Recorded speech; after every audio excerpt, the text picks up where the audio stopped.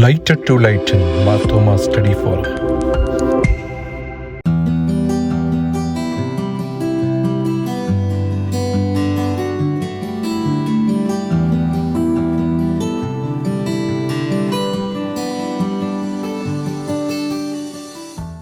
ദൈവനാമത്തിന് മഹത്വമുണ്ടായിരിക്കട്ടെ.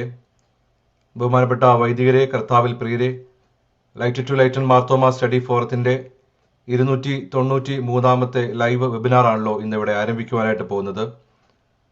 യാതൊരു മുടക്കവും കൂടാതെ 292 വെബിനാറുകൾ ശനിയാഴ്ചകളുടെ സന്ധ്യകളെ ധന്യമാക്കിക്കൊണ്ട് നടത്തുവാനായിട്ട് നമുക്ക് ഇടയായിട്ടുണ്ട്. ഇന്ന് നമ്മൾ പുതിയൊരു വിഷയമായിട്ട് ഈ വെബിനാർ ആരംഭിക്കുവാനായിട്ട് പോവുകയാണ്. നമ്മൾക്കെല്ലാവർക്കും അറിയാം, നമ്മൾ ഈ വെബിനാറിൽ ഇരിക്കുമ്പോൾ പശ്ചിമേഷ്യയിൽ ഒരു യുദ്ധ സമാനമായ സാഹചര്യത്തിലൂടെയാണ് മുൻപോട്ട് പോകുന്നത്. നമ്മുടെ Light to lighten Marthoma Study ഫോറത്തിൽ അംഗങ്ങളായിരിക്കുന്ന പലരും ആ സ്ഥലങ്ങളിലൊക്കെ ഉണ്ട്. അതുപോലെ നമ്മുടെ പ്രിയപ്പെട്ടവരൊക്കെ ഉണ്ട്. അവരെയൊക്കെ നമുക്ക് ഓർത്ത് പ്രാർത്ഥിക്കാം. എത്രയും വേഗം സമാധാനം അവിടെ പുലരട്ടെ. ഇന്ന് എപ്പോഴും നമ്മുടെ വെബിനാറുകൾ ആരംഭിക്കുന്നത് പ്രാരംഭ ഗാനത്തോടും അതുപോലെ തന്നെ പ്രാരംഭ പ്രാർത്ഥനയോടും കൂടിയാണല്ലോ. അപ്രകാരം ഇന്ന് നമ്മുടെ ക്ഷണം സ്വീകരിച്ച് പ്രാരംഭ ഗാനത്തിനും അതുപോലെ തന്നെ പ്രാർത്ഥനയ്ക്കും എത്തിയിരിക്കുന്നത് ശ്രീമതി രാജമ്മ എബ്രഹാം മാഡമാണ്. പുന്നവേലി സ്വദേശിയാണ്. വർഷങ്ങളായിട്ട് സൗദി അറേബ്യയിൽ ജോലി ചെയ്തു. വളരെ നല്ല ഒരു ഗായികയാണ്. ഇപ്പോൾ ഹൈദരാബാദിൽ താൽക്കാലികമായി താമസിക്കുന്നുവെങ്കിലും എറണാകുളത്ത് കടവന്ത്രയിലാണ് മാഡം താമസിക്കുന്നത്. വളരെയധികം സന്തോഷമുണ്ട് നമ്മളുടെ ഈ ക്ഷണം സ്വീകരിച്ച ഇന്നത്തെ വെബിനാറിൽ ഗാനം ആലപിക്കുന്നതിനും അതുപോലെ തന്നെ പ്രാർത്ഥിക്കുന്നതിനുമായിട്ട് എത്തിയത്. വളരെ സന്തോഷത്തോടു കൂടി ശ്രീമതി രാജമ്മ എബ്രഹാം മാഡത്തിനെ പ്രാരംഭ ഗാനത്തിനും അതുപോലെ തന്നെ പ്രാർത്ഥനയ്ക്കുമായിട്ട് ക്ഷണിച്ചുകൊള്ളുന്നു. ഉന്നതന്നേ അത്യുന്നതന്നേ അങ്ങേ പോലൊരു ദൈവമില്ല. അത്ഭുതവാൻ അതിശയവാൻ നീ മാത്രമെൻ ദൈവമെന്നും. അത്ഭുതവാൻ അതിശയവാൻ നീ മാത്രമെൻ ദൈവമെന്നും. നന്മയല്ലാതൊന്നും ചെയ്തിട്ടില്ലല്ലോ, നന്മ മാത്രമേ ഇനി ചെയ്യുകയുള്ളല്ലോ. നന്മയല്ലാതൊന്നും ചെയ്തിട്ടില്ലല്ലോ, നന്മ മാത്രമേ ഇനി ചെയ്യുകയുള്ളല്ലോ. തിന്മയ്ക്കായൊന്നും ഭവിച്ചില്ലല്ലോ, നന്മയ്ക്കായി കൂടി വ്യാപരിച്ചല്ലോ. തിന്മയ്ക്കായി ഒന്നും ഭവിച്ചില്ലല്ലോ, നന്മയ്ക്കായി കൂടി വ്യാപരിച്ചല്ലോ. ഉന്നതന്നേ അത്യുന്നതന്നേ അങ്ങേ പോലൊരു ദൈവമില്ല. അത്ഭുതവാൻ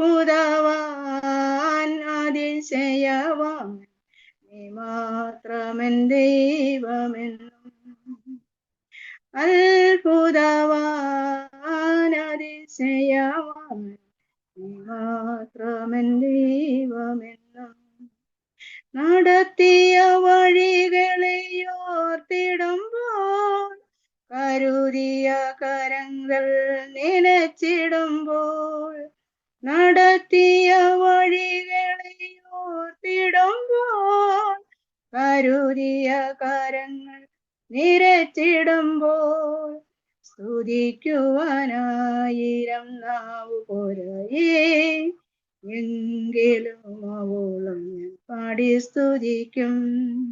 സ്തുതിക്കുവാനായിരം നാവു പോരയേ, എങ്കിലും അവളും ഞാൻ പാടി സ്തുതിക്കും.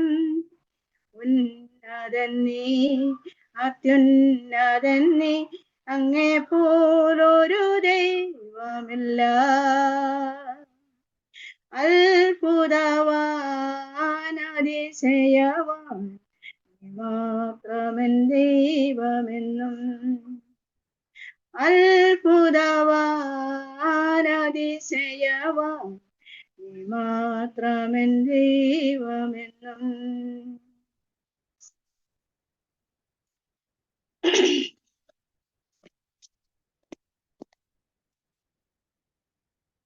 ഞങ്ങളെ അളവ് കൂടാതെ സ്നേഹിക്കുന്നതിനായ ഞങ്ങളുടെ ദൈവമേ, സ്വർഗസ്ഥ പരമിതാവേ, ദൈവമേ കർത്താവേ, സന്ധ്യാവേളയിൽ ദൈവമേ കർത്താവേ, പല സ്ഥലങ്ങളിലായിരുന്ന അടിയങ്ങൾക്ക് ദൈവമേ തിരുമുമ്പാകെ കൂടി വരുവാനും ദൈവമേ കർത്താവേ, നിന്റെ നാമത്തെ സ്തുതിപ്പാനും ദൈവമേ കർത്താവേ,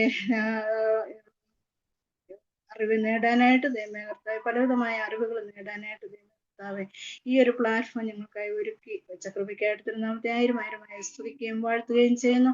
ദൈവമേ കർത്താവേ, ഇനിയുള്ള അവിടുന്ന് കർത്താവേ, ദൈവമേ ഇതോട് കർത്താവേ, ഈ ഒരു ദൈവമേ കർത്താവേ പ്രോഗ്രാമിനോട് കൂടെ ഇരുന്ന് കർത്താവേ മുടക്കം കൂടാതെ നടപ്പാൻ ഇടയാക്കി കൃപയ്ക്കായിട്ട് തിരുനാമത്തെ ആയിരമായി സ്തുതിക്കുകയും വാഴ്ത്തുകയും ചെയ്യുന്നു. എൻ്റെ എല്ലാ കർത്താവെ പ്രവർത്തകരെയും ദൈവമേ അനുഗ്രഹിച്ചിരിക്കുകയാണ് സ്തോത്രം ചെയ്യുന്നു. കർത്താവെ സമയത്ത് തന്നെ, കൃത്യമായ സമയത്ത് തന്നെ എല്ലാം നടന്നു കിട്ടുന്ന കൃപയ്ക്കായിട്ട് സ്തോത്രം ചെയ്യുന്നു. ദൈവമേ കർത്താവെ, അതിനെ പറ്റിയിട്ടുള്ള ഇന്നത്തെ സ്പീക്കറിനെ ദൈവമേ ജോയ് സാറിനെ ഓർത്ത് പ്രാർത്ഥിക്കുന്നു. കർത്താവെ, ശരിയായ രീതിയിൽ പ്രഭാഷണം ചെയ്യാൻ അവിടുത്തെ സ്വർഗീയമായ കൃപയും ജ്ഞാനവും ദൈവമേ കൂടെ ഇരിക്കണമെന്ന് പ്രാർത്ഥിക്കുന്നു. ശരിയായ രീതിയിൽ ഗ്രഹിപ്പാനുള്ള ദൈവമേ കർത്താവെ കഴിവും ബുദ്ധിയും ദൈവമേ ഞങ്ങൾക്ക് പെരുമാറാവുന്നത് പ്രാർത്ഥിക്കുന്നത്. കർത്താവെ, ഞങ്ങളുടെയൊക്കെയും ജീവിതത്തിൽ അത് പ്രയോജനപ്പെടുവാൻ ദൈവമേ കുടുംബങ്ങളിൽ അത് പ്രയോജനപ്പെടുവാൻ തക്കോണം ദൈവമേ ഇടയാക്കണമേ എന്ന് പ്രാർത്ഥിക്കുന്നു. കർത്താവെ, കൃത്യമായിട്ട് ദൈവമേ സമയം ദൈവമേ കർത്താവ് ദേശയിൽ നടക്കുന്ന യുദ്ധത്തെ ഓർത്തും പ്രാർത്ഥിക്കുന്നു. കർത്താവ്, പ്രിയപ്പെട്ടവരൊക്കെ എവിടെയുണ്ട് കർത്താവ് സ്വർഗീയ ശക്തി കൂടെ ഇരിക്കണമെന്ന് പ്രാർത്ഥിക്കുന്നു. ഒന്നറിയാതെ ഒന്നും സംഭവിക്കുന്നില്ലല്ലോ ദൈവമേ കർത്താവെ, സമാധാനം ദൈവമേ നീ പെരുമാറാണമേ. കർത്താവെ, സമാധാനത്തിന്റെ വാർത്ത കേൾപ്പാനിടയാകണമേ. കൂടിയിരിക്കുന്ന ഓരോരുത്തരെയും ദൈവമേ നീ അനുഗ്രഹിച്ച് ആശീർവദിക്കുന്നു.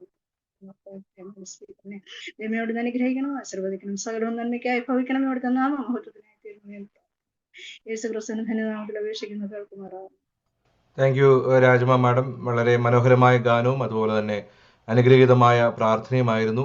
ദൈവം അനുഗ്രഹിക്കട്ടെ. തുടർന്നും ഈ Light to Light Marthoma Study ഫോറത്തിൻ്റെ വെബിനാറുകളിൽ മാഡത്തിൻ്റെ സാന്നിധ്യം ഉണ്ടാകുവാനായിട്ട് ആഗ്രഹിക്കുകയാണ്. പ്രകാരം തുടർന്നും മാഡത്തിൻ്റെ ഒരു സഹകരണം Light to Light Marthoma Study Forum ആഗ്രഹിക്കുന്നു. കർത്താവിൽ പ്രിയരെ, ഇന്നും നമ്മൾ വളരെ പ്രാധാന്യം അറിയിക്കുന്ന ഒരു വിഷയമാണ് നമ്മുടെ വെബിനാറിൽ ചർച്ച ചെയ്യുന്നത്. നമ്മൾക്കെല്ലാവർക്കും പ്രയോജനമുള്ള ഒരു വിഷയം തന്നെയാണ്. പൂർവിക സ്വത്ത് വിൽപത്രം, സ്വത്തുക്കളുടെ ക്രയവിക്രയം, ചില ഓർമ്മപ്പെടുത്തലുകൾ. അതാണല്ലോ ഇന്നത്തെ നമ്മുടെ വെബിനാറിൻ്റെ മുഖ്യ വിഷയം. അത് ഇന്ന് അവതരിപ്പിക്കുന്നത് അഡ്വക്കേറ്റ് ജോയ് ജോൺ ആന്റണി സാറാണ്. ഇന്ന് നമുക്ക് മോഡറേറ്ററായിട്ടിരിക്കുന്നത് മറ്റാരുമല്ല, Light to Light Marthoma Study ഫോറത്തിൻ്റെ അഡ്മിന്മാരിൽ പ്രധാനിയായിരിക്കുന്ന ശ്രീ വിൽസൺ കരിമ്പന്നൂർ സാറാണ്. ഇവിടെ ഇന്ന് വെബിനാറിൽ പങ്കെടുക്കുന്ന എല്ലാവർക്കും വിൽസൺ കരിമ്പന്നൂർ സാറിനെ അറിയാം. സാറിൻ്റെ വ്യത്യസ്തമായ കഴിവുകളെ പറ്റി അറിയാം. എന്നാൽ ഒരു ചെറിയ ആമുഖത്തോടു കൂടി വിൽസൺ കരിമ്പന്നൂർ സാറിനെ ഞാൻ ഇന്ന് സ്വാഗതം ചെയ്തു കൊള്ളട്ടെ. Light to Light Marthoma Study Forum 292 വെബിനാറുകൾ കഴിഞ്ഞ 5 വർഷങ്ങൾക്കുള്ളിൽ നടത്തിയതിൽ ഒരു പ്രധാന പങ്ക് വഹിച്ചിരിക്കുന്നത് ശ്രീ വിൽസൺ കരിമ്പന്നൂർ സാറാണ്. ഈ വെബിനാറിന് വേണ്ടുന്ന എല്ലാ ക്രമീകരണങ്ങളും സാറ് യാതൊരു മുടക്കവും കൂടാതെ വളരെ ആത്മാർത്ഥമായി ഏതാണ്ട് 100% തന്നെ എഫേർട്ട് ഇട്ട് ചെയ്യുന്നത് കൊണ്ടാണ് ഈ ശനിയാഴ്ചകളൊന്നും തന്നെ പല പ്രതിസന്ധികൾ ഉണ്ടായിട്ടും ഒരു മുടക്കവും കൂടാതെ വെബിനാറുകൾ ഇങ്ങനെ നടന്നുകൊണ്ട് പോകുന്നത് എന്ന് പറയുന്നതിൽ ഒത്തിരിയധികം സന്തോഷമുണ്ട്. സാറിനെ പറ്റി പറയുകയാണെങ്കിൽ മാർത്തോമ സഭയിൽ വളരെ ചെറുപ്പത്തിൽ തന്നെ സഭാ കൗൺസിൽ അംഗമായ ഒരു വ്യക്തിയാണ്. സഭയുടെ വിവിധ പ്രസ്ഥാനങ്ങളിൽ പ്രധാനപ്പെട്ട ചുമതലകൾ വഹിക്കുകയും അപ്രകാരം സഭയെ പറ്റിയിട്ടുള്ള അഗാധമായ പാണ്ഡിത്യമൊക്കെയും തൻ്റെ എഴുത്തുകളിലൂടെയും അതുപോലെ തന്നെ ഇപ്രകാരമുള്ള വെബിനാറുകളിലൂടെയും ഒക്കെയും സാറ് പറയുന്നതിൽ ഒത്തിരി സന്തോഷിക്കുന്നു. വൈവിധ്യമാർന്ന കഴിവുകൾക്ക് ഉടമയാണ് സാറ്. ഈ സമയത്തും ഒരു വ്ളോഗറാണ്. അതുപോലെ തന്നെ സോഷ്യൽ മീഡിയയിലൊക്കെ വിവിധ വിഷയങ്ങളെപ്പറ്റി എഴുതുകയും അത് സാമൂഹികവും സാംസ്കാരികവും അതുപോലെ തന്നെ സഭാപരവുമായിട്ടുള്ള വിവിധ വിഷയങ്ങളെ പറ്റിയിട്ടൊക്കെയും എഴുതുന്ന ഒരു വ്യക്തിയാണ്. സാറ് അറിയപ്പെടുന്ന ഒരു പ്രാസംഗികനാണ്.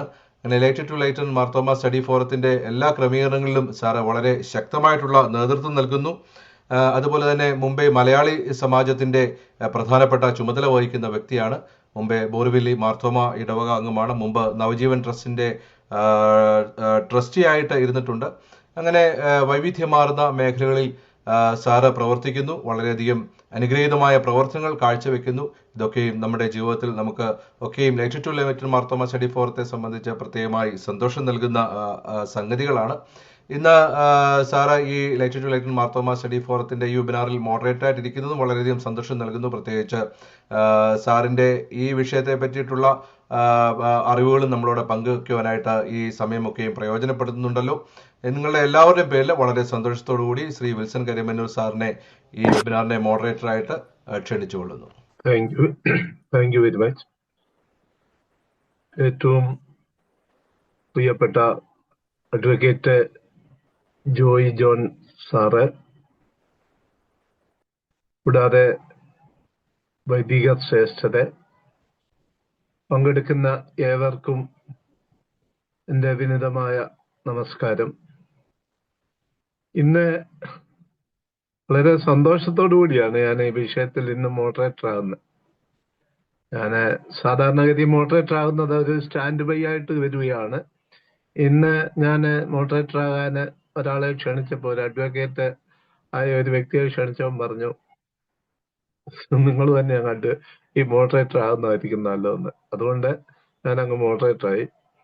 എന്നെ സംബന്ധിച്ച് പറഞ്ഞാൽ ഈ വിഷയം വളരെ സന്തോഷത്തോടുകൂടി കേൾക്കുവാൻ ആഗ്രഹിക്കുന്ന ഒരു വ്യക്തിയാണ്. കാരണം എൻ്റെ അടുക്കൽ ഈ കഴിഞ്ഞ കുറെ നാളുകളായിട്ട് പലരാവശ്യപ്പെട്ട വിഷയമാണ് ഈ പൂർവിക സ്വത്ത് വിൽപത്രം, ഇതിൻ്റെയൊക്കെ നടപടിക്രമങ്ങളൊക്കെ ഒന്നും അറിയാൻ വളരെ താല്പര്യമുണ്ട്. അതുകൊണ്ട് ആ വിഷയത്തിൽ പ്രഗത്ഭനായ ഒരാളെ വെച്ചിട്ട് ഒരു ക്ലാസ് അറേഞ്ച് ചെയ്യണമെന്ന് പറഞ്ഞു. അതിന്റെ അടിസ്ഥാനത്തിലാണ് ഇങ്ങനെ ഒരു ക്രമീകരണം ചെയ്യുന്നത്. ഞാൻ ബഹുമാനപ്പെട്ട അഡ്വക്കേറ്റ് ജോയ് ജോൺ സാറിനെ പറ്റി ഒരു റൈറ്റപ്പ് നമ്മുടെ എല്ലാവരുടെയും വാട്സപ്പ് ഗ്രൂപ്പുകളിൽ എഴുതി എത്തിച്ചിട്ടുണ്ട്. മിക്കവാറും ഇവിടെ കയറിയിരിക്കുന്നതിൽ ബഹുഭൂരിപക്ഷവും അത് വായിച്ചവരാണെന്ന് എനിക്കറിയാം.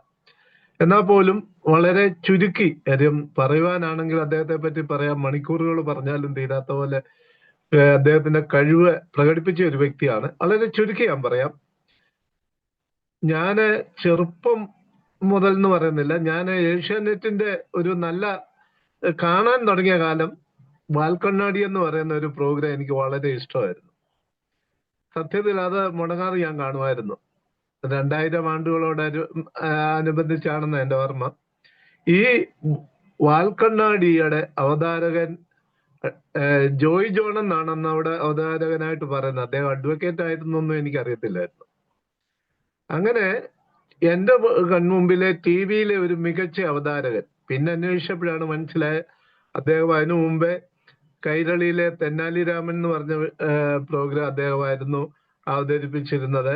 അതുപോലെ തന്നെ കുസൃതി കുറിപ്പ് എന്നൊരു പ്രോഗ്രാമിലൂടാണ് അദ്ദേഹം കൊച്ചി സിറ്റി ചാനലിലെ ഒരു പ്രോഗ്രാമിലൂടാണ് അദ്ദേഹം രംഗത്ത് വന്നത്, ഈ രംഗത്ത്. അത് കഴിഞ്ഞ് അനവധി ഈ പ്രോഗ്രാമുകളുടെ അവതാരകനായിട്ട് അദ്ദേഹത്തിന് പ്രശോഭിക്കുവാൻ സാധിച്ചു. ശരിക്കും പറഞ്ഞാൽ അദ്ദേഹത്തെ പറ്റി മനസ്സിലാക്കിയപ്പോൾ ഇത്രയും വ്യത്യസ്തമായ കഴിവുകളുള്ള ഒരു വ്യക്തി, അത് തൊട്ടതെല്ലാം പൊന്നാക്കുന്ന ഒരു മനുഷ്യൻ. ഈ അടുത്ത കാലത്ത് എനിക്ക് കുറെ വീഡിയോകൾ എനിക്ക് ഒരു സുഹൃത്ത് അയച്ചു തരുമായിരുന്നു. അത് മുഴുവനും ഈ അഡ്വക്കേറ്റ് ജോയ് ജോൺ സാറിന്റെ വീഡിയോകളായിരുന്നു. അതായത് ഓരോ നമ്മുടെ പ്രായോഗിക ജീവിതത്തിൽ നമ്മൾ അറിഞ്ഞിരിക്കേണ്ട അനവധി കാര്യങ്ങളെ അദ്ദേഹം വളരെ സരളമായിട്ട് അവതരിപ്പിക്കുന്ന വീഡിയോ അത് കണ്ടു. അന്നേരമാണ് എനിക്ക് അതിശയം തോന്നിയത്, ഈ വാൽക്കണ്ണാടിയിലെ ഗെയിമുകൾ നടന്ന ആള് അത്ര നിസ്സാരനല്ലല്ലോ, ഉള്ളി ഒരു അഡ്വക്കേറ്റ് ആണെന്നൊക്കെ അന്നേരമാണ് ഞാൻ മനസ്സിലാക്കിയിരുന്നത്. എൻ്റെ സുഹൃത്ത് റോയ് മാത്യു മണപ്പള്ളി എന്ന് പറഞ്ഞ ഒരു ഫിലിം ഡയറക്ടർ ഉണ്ട്. അദ്ദേഹത്തിന്റെ വളരെ അടുത്ത കൂട്ടുകാരനാണ് ശ്രീ അഡ്വക്കേറ്റ് റോയ് ജോൺ ആന്റണി. അങ്ങനെ റോയ് മാത്യു സാറിനോട് അതുകൊണ്ട് ഞാൻ പറഞ്ഞു, എനിക്ക് ഈ വ്യക്തിയെ ഒന്ന് ഇൻട്രൊഡ്യൂസ് ചെയ്ത് നമ്മുടെ പ്രസ്ഥാനത്തിലേക്ക് ക്ഷണിക്കണമെന്ന് പറഞ്ഞു. അങ്ങനെ അദ്ദേഹത്തിന്റെ ഹെൽപ്പോടുകൂടിയാണ് സാറ് നമുക്ക് വരുന്നത്. സാറിനെ സംബന്ധിച്ച് പറഞ്ഞു കഴിഞ്ഞാൽ സിനിമാ നടന്, ടെലിവിഷൻ അവതാരകൻ, mimicry artist, script writer, stage നടന്, സ്റ്റാൻഡപ്പ് കോമഡി കലാകാരൻ തുടങ്ങി ഏത് രംഗത്ത് കലയുണ്ട് അവിടെ എല്ലാം കൈവച്ച ആളാണ്.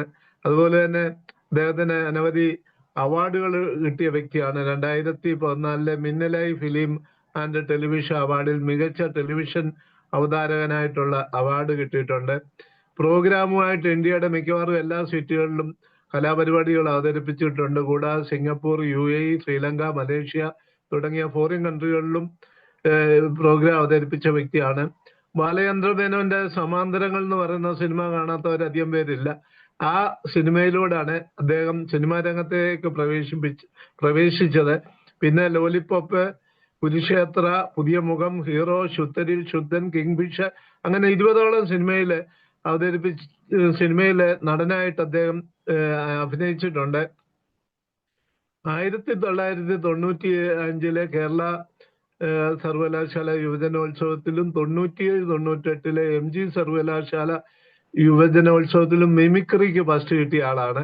ഇങ്ങനെ പറയാൻ ഒത്തിരി ഉണ്ട്. അദ്ദേഹം കൊല്ലം ജില്ലയിലെ ചെമ്മക്കാട് എന്ന് പറയുന്ന സ്ഥലത്താണ് അദ്ദേഹത്തിന്റെ സ്വദേശം. പെരുന്നാട് സ്കൂളിലാണ് സ്കൂൾ വിദ്യാഭ്യാസം ചെയ്തത്. കൊല്ലം ഫാത്തിമ മാതാ നാഷണൽ കോളേജിൽ നിന്ന് ബിരുദവും മാസ്റ്റേഴ്സ് ബിരുദവും നേടി. അത് കഴിഞ്ഞ് എറണാകുളത്തെ മഹാരാജാസ് ലോ കോളേജിൽ നിന്നാണ് അദ്ദേഹം LLB കരസ്ഥമാക്കിയത്. ഇപ്പൊ എറണാകുളത്താണ് താമസിക്കുന്നത്. അനവധി പ്രസ്ഥാനങ്ങളിൽ അദ്ദേഹം വളരെ ആക്റ്റീവായിട്ട് പ്രവർത്തിക്കുന്നു. അദ്ദേഹത്തിന്റെ സഹധർമ്മിണി നിഷമോൾ ഒരു ഫാഷൻ ഡിസൈനറാണ്. അങ്ങനെ വളരെ സന്തോഷകരമായിട്ട് കഴിയുന്നു. നമ്മളെ സംബന്ധിച്ച് ഇദ്ദേഹത്തെ നമുക്ക് ലഭിച്ച വലിയൊരു സന്തോഷവും ഭാഗ്യമാണ്. തീർച്ചയായിട്ടും വളരെയധികം സന്തോഷത്തോടെ ഇന്ന് ഈ യോഗത്തിലേക്ക് സ്വാഗതം ചെയ്തുകൊള്ളുന്നു. അതുപോലെ ഇന്ന് വളരെ പ്രഗത്ഭരായ പലരും ഈ മീറ്റിംഗിൽ പങ്കെടുക്കുന്നുണ്ട്. സഭയിലെ പട്ടക്കാരുണ്ട്, അതുകൂടാതെ പല പ്രമുഖരുമുണ്ട്. വന്ന എല്ലാവരെയും ഒറ്റ വാക്കിൽ സ്വാഗതം ചെയ്യുന്നു. തീർച്ചയായിട്ടും വളരെ സന്തോഷമുണ്ട്. വളരെയധികം സന്തോഷത്തോടുകൂടി ബഹുമാനപ്പെട്ട അഡ്വക്കേറ്റ് റോയ് ജോൺ ആന്റണി സാറിനെ വിഷയം അവതരിപ്പിക്കാനായിട്ട് ക്ഷണിച്ചുകൊള്ളുന്നു. എല്ലാവർക്കും നമസ്കാരം.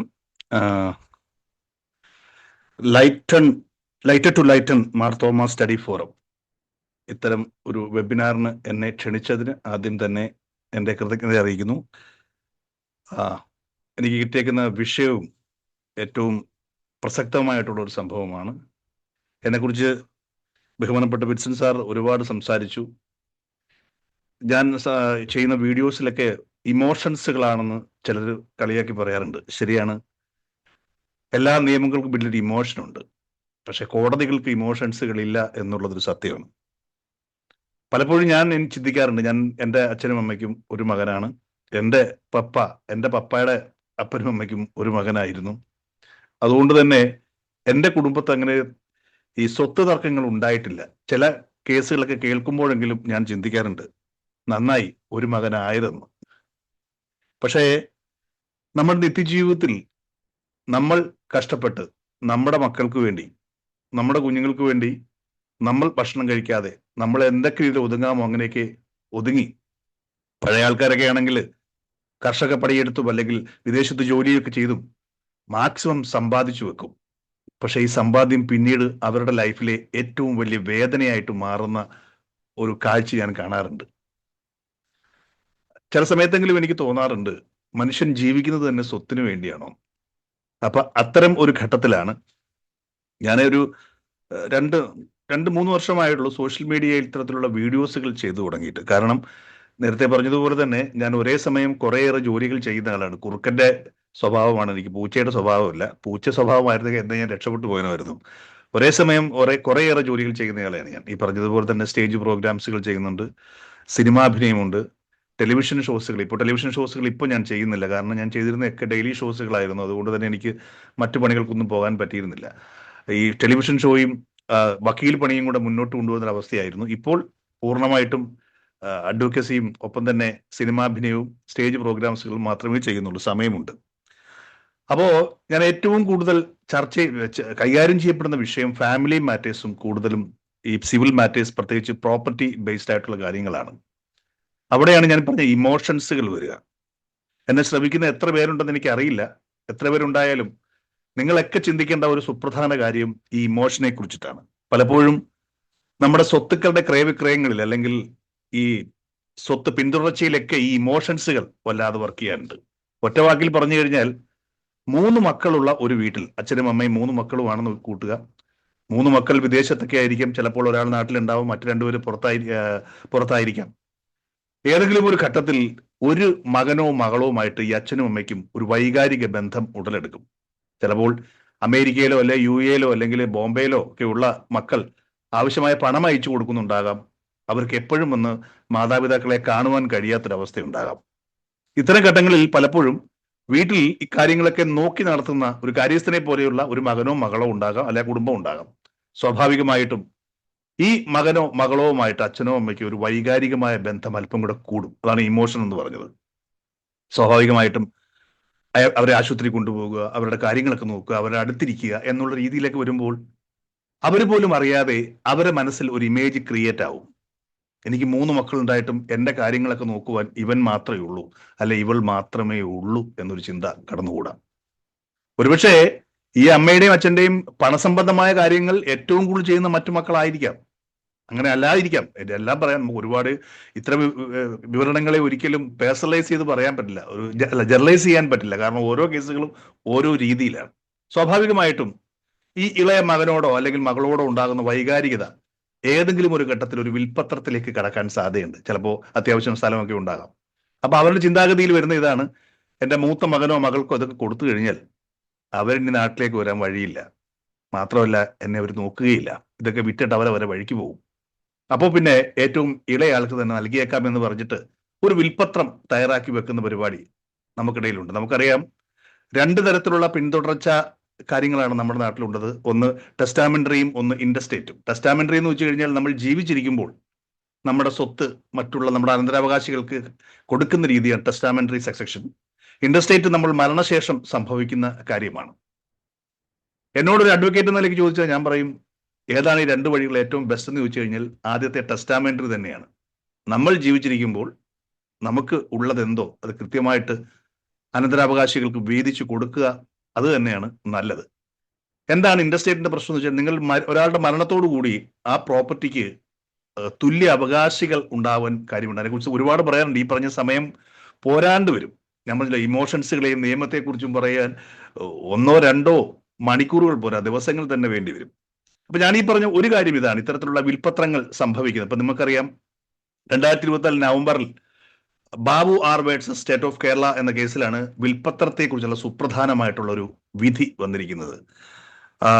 കൗസർ എടപ്പത്ത് എന്ന് പറഞ്ഞിട്ടുള്ള ഒരു ജസ്റ്റിസ് ആണ് അങ്ങ് ഒരു വിധി നടപ്പിലാക്കിയത്. മറ്റൊന്നുമല്ല, വിൽപ്പത്രം എഴുതി വെച്ച് കഴിഞ്ഞാലും അത് നടപ്പിലാക്കണമെങ്കിൽ അത് മറ്റുള്ള ലീഗൽ ഹെയർസിന്റെ അനുവാദം കൂടെ വേണം, അവരുടെ NOC കൂടെ വേണം അതിന്റെ പോക്കുവരവിനായി. അതായത് നമ്മുടെ മ്യൂട്ടേഷൻ പ്രോസസ്സിനായി വില്ലേജ് ഓഫീസിലേക്ക് ചെല്ലുമ്പോൾ അവരുടെയും കൂടെ പെർമിഷൻ കൂടെ വേണം എന്നുള്ള ഒരു വിധി വന്നു. എന്താണ് ഈ വിധിയുടെ കാരണമെന്ന് ചോദിച്ചു കഴിഞ്ഞാൽ, ഇത്തരം കാര്യങ്ങൾ നമ്മുടെ നാട്ടിൽ ഒരുപാട് നിയമങ്ങൾ, transfer property, Indian registration act, transfer registry rules Kerala, ഇത്തരത്തിലുള്ള ഒരുപാട് നിയമങ്ങളെയൊക്കെ കണക്ട് ചെയ്താണ് കിടക്കുന്നത്. ഇതിൽ നേരത്തെ പറഞ്ഞ കേരള ട്രാൻസ്ഫർ രജിസ്ട്രി റൂളിനകത്ത് ഇത്തരത്തിൽ വിൽപ്പത്രം മ്യൂട്ടേഷൻ ചെയ്യുന്നതിനെ കുറിച്ചുള്ള കൃത്യമായ ഒരു ക്ലോസ് ഉണ്ടായിരുന്നില്ല.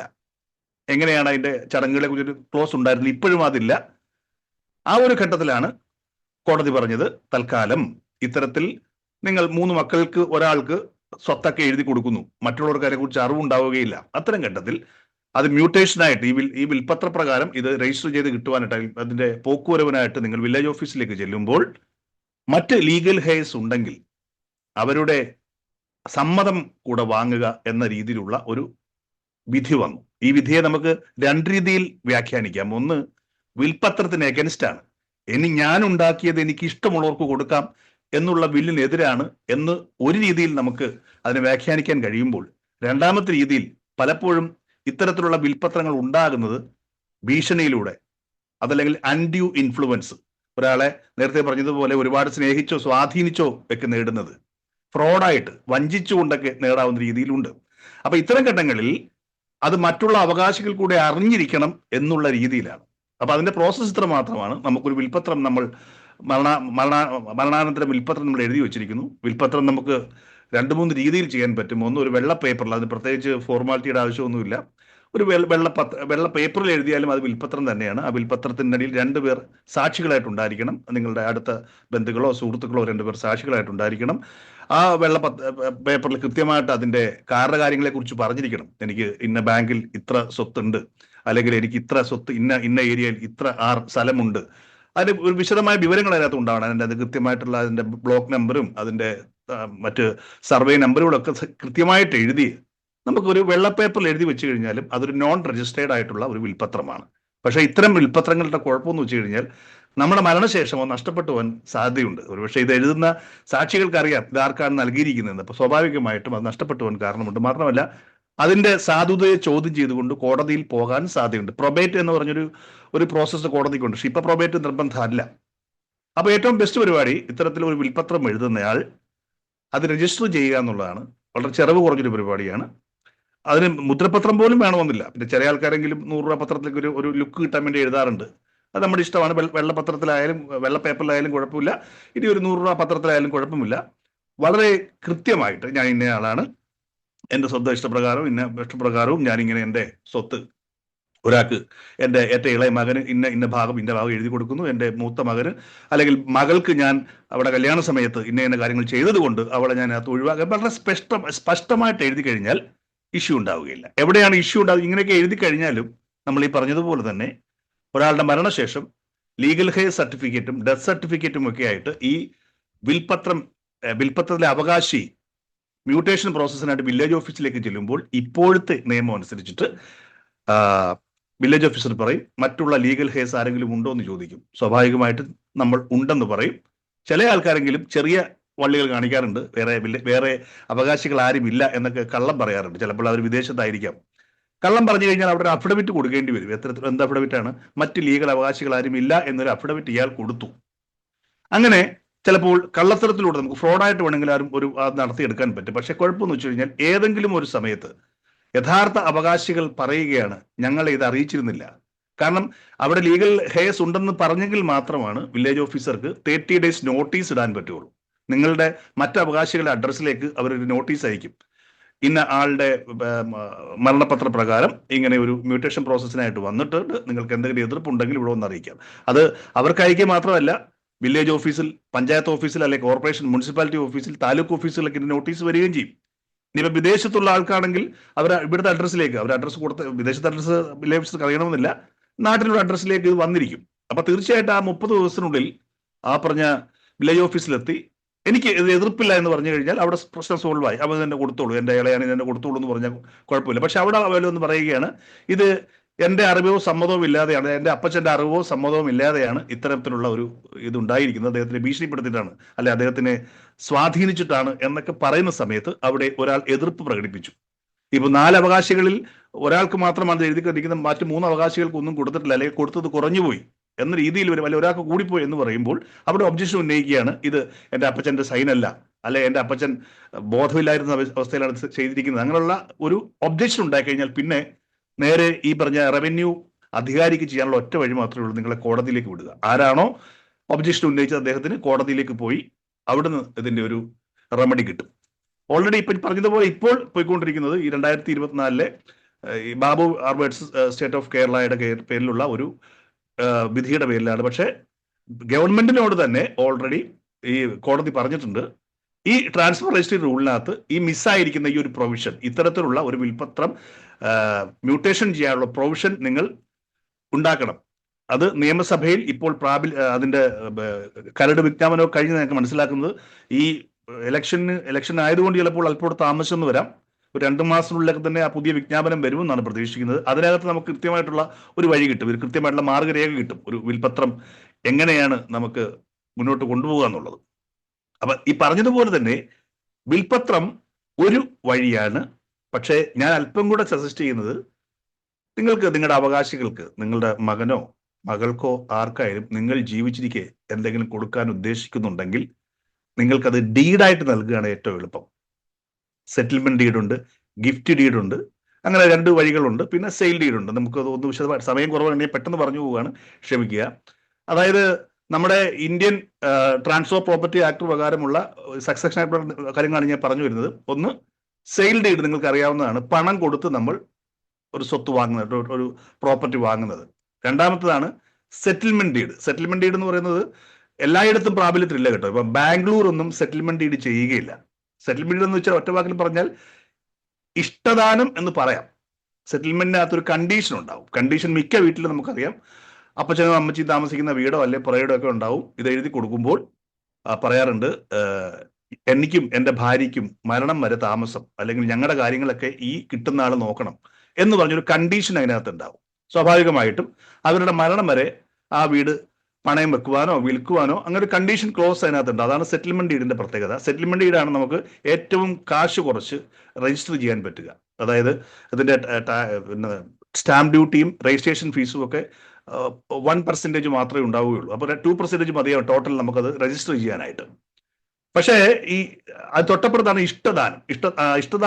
ദാനാദാനം. ദാനം എന്ന് പറയുന്നത് ഗിഫ്റ്റ് ഡീഡാണ്. ഗിഫ്റ്റ് ഡീഡിന്റെ പ്രത്യേകത, ഗിഫ്റ്റ് ഡീഡിനകത്ത് കണ്ടീഷൻസുകൾ ഉണ്ടാവില്ല. എനിക്ക് നിനക്ക് തരാൻ ഇഷ്ടമാണ്, ആ നിന്നോടുള്ള ഇഷ്ടം പ്രതിഫലമാക്കിക്കൊണ്ട് ഞാൻ എൻ്റെ സ്വത്ത് നിനക്ക് എഴുതി തരുന്നു. അതിൽ വേറെ കണ്ടീഷൻസ് ഒന്നുമില്ല. ഈ ഗിഫ്റ്റ് എന്ന് പറയുന്നത് നമുക്ക് ആർക്കും കൊടുക്കാം. നമ്മുടെ മകനോ മകൾക്കോ അല്ല, നമുക്ക് പ്രിയപ്പെട്ടവരും മറ്റൊരാളുണ്ട്, നമുക്ക് പ്രിയപ്പെട്ട ആർക്കും നമുക്ക് ഇഷ്ടദാനം കൊടുക്കാൻ കഴിയും എന്നുള്ളതാണ് പ്രത്യേകത. അതാണ് ഗിഫ്റ്റ് ഡീഡിന്റെ പ്രത്യേകത. ഇനി ഇതിന്റെ കൂടെയുള്ള മറ്റൊരു സാധനമാണ് റിലീഫ് ഡീഡ് എന്നൊക്കെ പറയാറുണ്ട്. റിലീസ് ഡീഡ് എന്ന് പറഞ്ഞു കഴിഞ്ഞാൽ ഒഴിമുറി എന്ന് മലയാളത്തിൽ പറയും. നമുക്കറിയാം, എനിക്കുള്ള അവകാശം ഞാൻ ഒഴിഞ്ഞു കൊടുക്കുകയാണ്, അതിനൊരു ചെറിയ പ്രതിഫലം ചിലപ്പോൾ വാങ്ങാൻ പറ്റും. അപ്പൊ ഇത് ഈ പറഞ്ഞ 4 ഡീഡുകളിലും ഏറ്റവും ചെലവ് കുറച്ച് നമുക്ക് രജിസ്റ്റർ ചെയ്യാൻ പറ്റുന്നത് സെറ്റിൽമെന്റും ഗിഫ്റ്റുമാണ്. ഗിഫ്റ്റും അല്പം ചെലവ് വരും. അതും ഗിഫ്റ്റ് നമ്മളുടെ കുടുംബത്തിലുള്ള ആൾക്കാണെങ്കിൽ നേരത്തെ പറഞ്ഞ 2% ഒക്കെ മതിയാവും. കുടുംബത്തിന് പുറത്തുള്ള ആൾക്കാരാണ് ഗിഫ്റ്റ് കൊടുക്കുന്നതെങ്കിൽ ആസ് യൂഷ്വൽ നമ്മൾ സെയിൽ ഡീഡിന് കൊടുക്കുന്ന അത്രയും കാശ് കൊടുക്കേണ്ടി വരും എന്നുള്ളതാണ് പൊതുവായിട്ട് പറയാനുള്ളത്.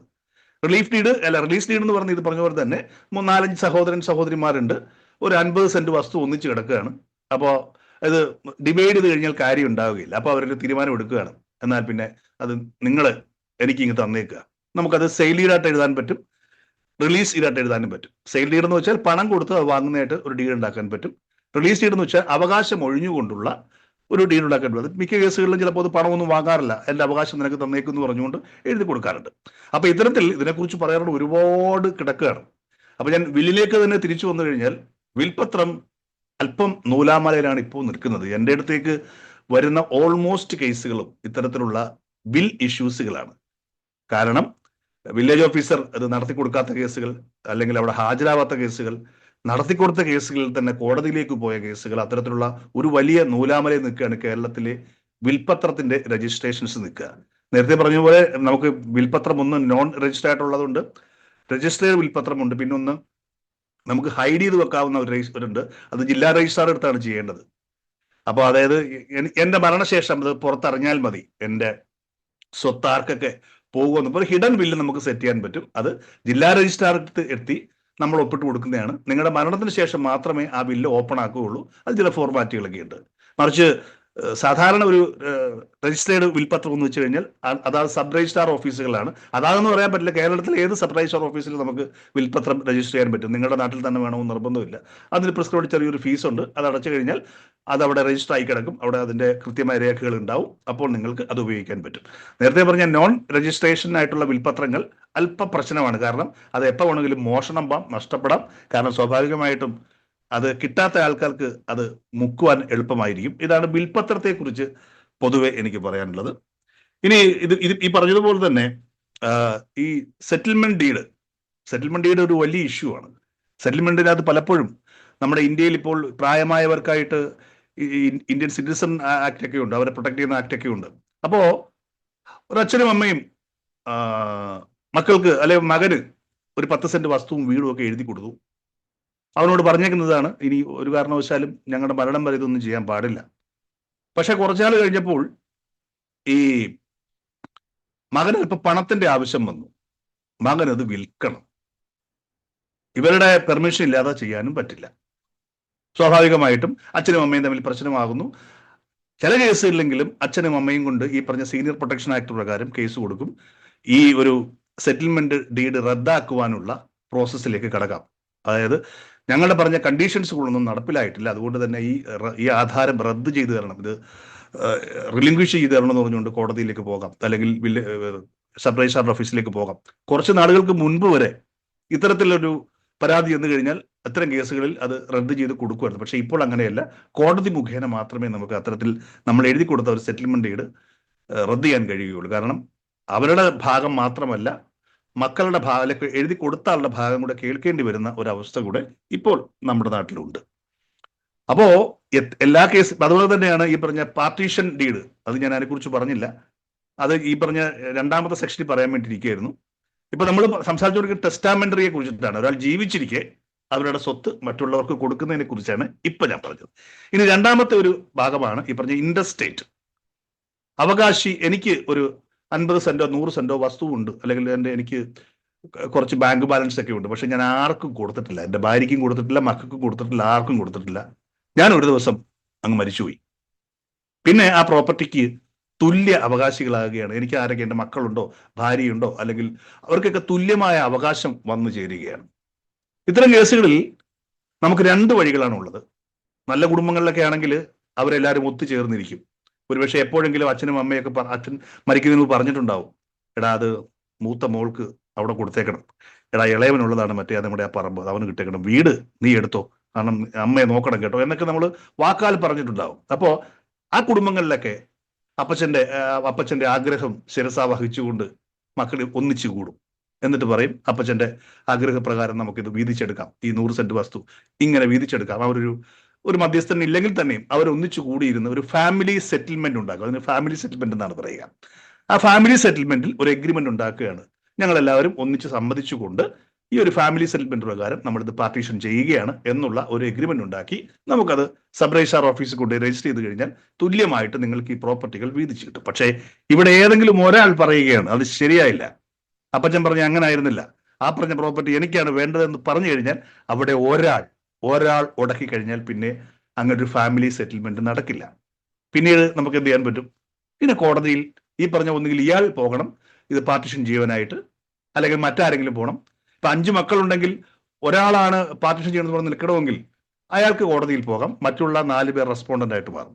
ഇത്തരം കേസുകളിലൊക്കെ ഒരുപാട് കിടക്കുകയാണ്. ഇങ്ങനെ ഒരുപാട് ദിവസങ്ങളോളം ഇതിങ്ങനെ കിടക്കും, ഒന്നും പറ്റാതെ കിടക്കും.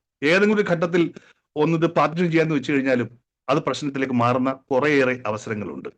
അപ്പൊ പൊതുവായിട്ട് നമ്മുടെ കേരളത്തിൽ കണ്ടുവരുന്ന ഏറ്റവും വലിയ പ്രശ്നങ്ങൾ ഈ അൺഡിവൈഡ് ആയിട്ടുള്ള അല്ലെങ്കിൽ ഇന്റർസ്റ്റേറ്റ് പ്രോപ്പർട്ടികളുടെ പ്രശ്നം തന്നെയാണ്. കാരണം അച്ഛനോ അമ്മയോ ജീവിച്ചിരിക്കെ പകുത്ത് കൊടുക്കാത്ത പ്രോപ്പർട്ടികൾ പിന്നീട് അതിന്റെ പേരിൽ വലിയ സ്വത്ത് തർക്കങ്ങളും കോടതികളിൽ വലിയ പ്രശ്നങ്ങളും അങ്ങനെ നീണ്ടു പോകുന്ന ഒരുപാട് കേസുകൾ കേരളത്തിലുണ്ട്. അതൊന്ന്. ഇനി രണ്ടാമത്തെ കാര്യമാണ്, ഇപ്പോൾ കഴിഞ്ഞ ദിവസം എന്നെ കൊല്ലത്ത് നിന്ന് വിളിച്ച ഒരു ആൾ പറഞ്ഞാണ്, അച്ഛനും അമ്മയും ജീവിച്ചിരിക്കെ തന്നെ മകന് സ്വത്ത് എഴുതി നൽകി, ആ വീടടക്കമുള്ള സ്വത്ത് എഴുതി നൽകി. മറ്റൊരു 10 സെന്റ് അപ്പന്റെ അമ്മയുടെ പേരിൽ കിടപ്പുണ്ടായിരുന്നു, അവരൊരു കരുതലായിട്ട് വെച്ചിരിക്കുകയായിരുന്നു. മകൻ ആ സ്വത്ത് കിട്ടിയ ശേഷം മകൻ ഏതോ രീതിയിൽ അച്ഛനും അമ്മയുടെ പറഞ്ഞ് പറ്റിച്ചിട്ട് ആ സ്വത്തിന്റെ രേഖകൾ എടുത്ത് ഒരു ബാങ്കിൽ കൊണ്ട് പണയം വെച്ചു. അവർ ഒപ്പിട്ട് കൊടുക്കുകയും ചെയ്തു. അവർക്ക് അറിയാൻ വലിയ അറിവില്ലാത്തതാണ്, ഒപ്പിട്ട് കൊടുത്തു. പിന്നീടാണ് അറിയുന്നത് ഈ സ്വത്ത് ഇതിന്റെ ലോൺ അടയ്ക്കാതെ അത് ജപ്തി നടപടിയിലേക്ക് എത്തി. അതായത് ആ അച്ഛനും അമ്മയും ആകെ കരുതലുണ്ടായിരുന്ന 10 സെന്റ് വസ്തു ജപ്തിയിൽ നിൽക്കുകയാണ്. അപ്പോഴാണ് അവർക്ക് മനസ്സിലാവുന്നത് മകൻ ഞങ്ങളെ ചീറ്റ് ചെയ്യുകയായിരുന്നു, മരുമകളുമായിട്ട് വൻ പ്രശ്നം, വീട്ടിൽ നിന്ന് ഇറക്കി വിടാൻ ശ്രമിക്കുന്നു. അപ്പൊ ഇത്തരം കേസിൽ എന്നെ വിളിച്ചപ്പോൾ എനിക്ക് പറയാൻ തോന്നിയത് ഇത് അവരുടെ ഭാഗത്തുണ്ട് ഒരു വലിയ മിസ്റ്റേക്ക് എന്ന് പറയാൻ പറ്റില്ല, അറിവില്ലായ്മയാണ്. കാരണം മകൻ ആ ഒരു ഡീഡ് ചോദിച്ചപ്പോൾ, ആ ഒരു പ്രമാണം ആധാരം ചോദിച്ചപ്പോൾ എന്തിനാണെന്ന് പോലും ചോദിക്കാതെ പോയി ഒപ്പിട്ട് കൊടുത്തത് ഒരു ഇമോഷനാണ്, സ്നേഹമാണ്, വിശ്വാസമാണ്. ആ വിശ്വാസമാണ് മകൻ അവിടെ തളച്ചത്. അതിനുശേഷം ഈ അച്ഛൻ മരിച്ചുപോയി, അമ്മ മാത്രമായി, അമ്മയും മരുമകളും മാത്രം വീട്ടിലായി. രണ്ടുപേരും നമുക്കറിയാമല്ലോ, നമ്മുടെ നാട്ടിൽ ഒരു അമ്മായിയമ്മയും മരുമകളും ചേർന്ന് കഴിഞ്ഞാൽ അത്ര സുഖകരമായ അവസ്ഥ ആയിരിക്കത്തില്ല. എല്ലാ കുടുംബങ്ങളിലുമില്ല, കുറെ കുടുംബങ്ങളിലെങ്കിലും വളരെ പെട്ടെന്ന് തന്നെ അവരുടെ ഈഗോസ് ക്ലാഷ് ചെയ്യും, അടുക്കള വിട്ടുകൊടുക്കാത്ത പ്രശ്നങ്ങൾ ഉണ്ടാവും, പതുക്കെ ഇഷ്യൂസുകൾ ക്രിയേറ്റ് ആകുന്നു. എങ്ങനെയെങ്കിലും അമ്മായിയമ്മയെ അവിടുന്ന് അടിച്ചോടിക്കണമെന്ന് മരുമകളും എന്റെ സ്വത്താണെന്ന് ഉപയോഗിക്കുന്ന അമ്മയും തമ്മിലുള്ള പ്രശ്നങ്ങൾ കോടതി വ്യവഹാരങ്ങളിലേക്ക് എത്തുന്ന അവസ്ഥ, അല്ലെങ്കിൽ നേരത്തെ പറഞ്ഞ സീനിയർ സിറ്റിസൺ പ്രൊട്ടക്ഷൻ ആക്ടിലേക്ക് എത്തുന്ന അവസ്ഥയൊക്കെ നമ്മുടെ നാട്ടിൽ നിലവിലുണ്ട്. അതാണ് ഞാൻ പറഞ്ഞത്, ഒക്കെ ഇമോഷൻസുകളാണ്. കഴിഞ്ഞ ദിവസം എന്നെ എറണാകുളത്ത് മരട് നിന്ന് കാണാൻ പറ്റിയ ഒരു മകൻ പറഞ്ഞൊരു പോയിന്റ് ഉണ്ട്. ഞങ്ങള് 3 മക്കളാണ്, ഞാനാണ് എൻ്റെ അപ്പച്ചനെ ഏറ്റവും കൂടുതൽ സ്നേഹിച്ചതും കൂടെ നിർത്തിയതും ഒക്കെ. ഞാൻ ഇടയ്ക്കൊന്ന് ജോലി ഭാഗമായിട്ട് ഞാൻ അബുദാബിയിലേക്ക് പോയി. ഞാൻ തിരിച്ചു വന്നപ്പം അറിയുന്നത് സ്വത്തൊക്കെ അപ്പച്ചൻ എൻ്റെ മൂത്ത ചേട്ടൻ ചേച്ചിക്ക് എഴുതി കൊടുത്തെന്നാണ്. എന്നോടൊരു വാക്ക് പറഞ്ഞു, എനിക്കത് വേണ്ട, പക്ഷെ എന്നോടൊരു വാക്ക് പറയായിരുന്നു അപ്പച്ചൻ. കാരണം ആ വീട് വെച്ചത് ഞാനാണ്, അവർക്ക് വേണ്ടി എല്ലാ കാര്യങ്ങളും ചെയ്തു കൊടുത്തത് ഞാനാണ്. എന്ത് പറ്റിയെന്ന് എനിക്കറിയില്ല, എന്നെ അവർ ഒഴിവാക്കി, ഞാൻ അവരെ മകനല്ലേ? ഈ ഒരു ചോദ്യം പലപ്പോഴും നമുക്ക് കേൾക്കേണ്ടി വരും. എൻ്റെ അപ്പച്ചനെ അല്ലെ എൻ്റെ അമ്മച്ചി എന്നെ എന്തിനായിരിക്കും ഒഴിവാക്കിയത്? അവർക്ക് എന്നോട് ഇഷ്ടമില്ലാഞ്ഞിട്ടായിരിക്കും, ഞാൻ എന്ത് തെറ്റ് ചെയ്തിട്ടാണ് എന്ന് ചിന്തിക്കുന്ന മക്കളും ഇതിന്റെ ഓപ്പോസിറ്റും ഉണ്ട്. സ്വന്തം അച്ഛനെയും അമ്മയും ഈ പറഞ്ഞ സെറ്റിൽമെന്റ് ഡീഡെന്ന് പറഞ്ഞുകൊണ്ട് സെയിൽ ഡീഡ് എഴുതി വാങ്ങിയ ചരിത്രം തൃശ്ശൂർ ഉണ്ടായിട്ടുണ്ട്. അതായത് അച്ഛനും അമ്മയോടും പറഞ്ഞേക്കെന്ന് വെച്ച് കഴിഞ്ഞാൽ നിങ്ങൾക്കൂടെ മരണം വരെ അവകാശമുണ്ട് എന്ന രീതിയിൽ. വലിയ എഴുത്തും വായന അറിയാവുന്ന ആൾക്കാരൊന്നും ആയിരിക്കില്ല. ഇവിടെ ചെന്ന് കഴിഞ്ഞപ്പോൾ അതൊരു സെയിൽ ഡീഡ് ആയിരുന്നു. അത് പണം കൊടുത്തു എന്ന രീതിയിൽ ഒരു സെയിൽ ഡീഡ് ഉണ്ടാക്കിയിട്ട് അച്ഛനെയും അമ്മയും കൊണ്ട് ഒപ്പിട്ട് വാങ്ങിയിട്ട് കുറച്ചാൾ കഴിഞ്ഞിട്ട് ഇവരെ ഒരാഴ്ച വീട്ടിൽ നിന്ന് മാറ്റി എടുത്ത ശേഷം ഈ വീട് വിറ്റ ചരിത്രവും ഉണ്ടായിട്ടുണ്ട്. തിരിച്ചു വരുമ്പോൾ വീട് മറ്റൊരാൾ താമസിക്കുന്ന അവസ്ഥയും ഉണ്ടായിട്ടുണ്ട്. നമ്മൾ ഞെട്ടിക്കുന്ന, അതായത് കെട്ടുകഥകളേക്കാൾ വളരെ സ്ട്രെയിഞ്ച് ആയിട്ടുള്ള സ്റ്റോറീസാണ് പലപ്പോഴും നമ്മുടെ നാട്ടിൽ നടന്നുകൊണ്ടിരിക്കുന്നത്, പ്രത്യേകിച്ച് സ്വത്തിന്റെ കാര്യങ്ങളിൽ. അപ്പോൾ ഏറ്റവും സൂക്ഷിച്ച് കൈകാര്യം ചെയ്യേണ്ട ഒരു കാര്യം തന്നെയാണ് ഈ സ്വത്തിന്റെ കാര്യങ്ങൾ. എന്റെ സമയമായോ എന്ന് എനിക്കറിയില്ല, ഏകദേശം 9:17 സാറേ, എത്ര സമയം വരെയാണ് ഇതിന്റെ ടോക്ക് പോകേണ്ടത്?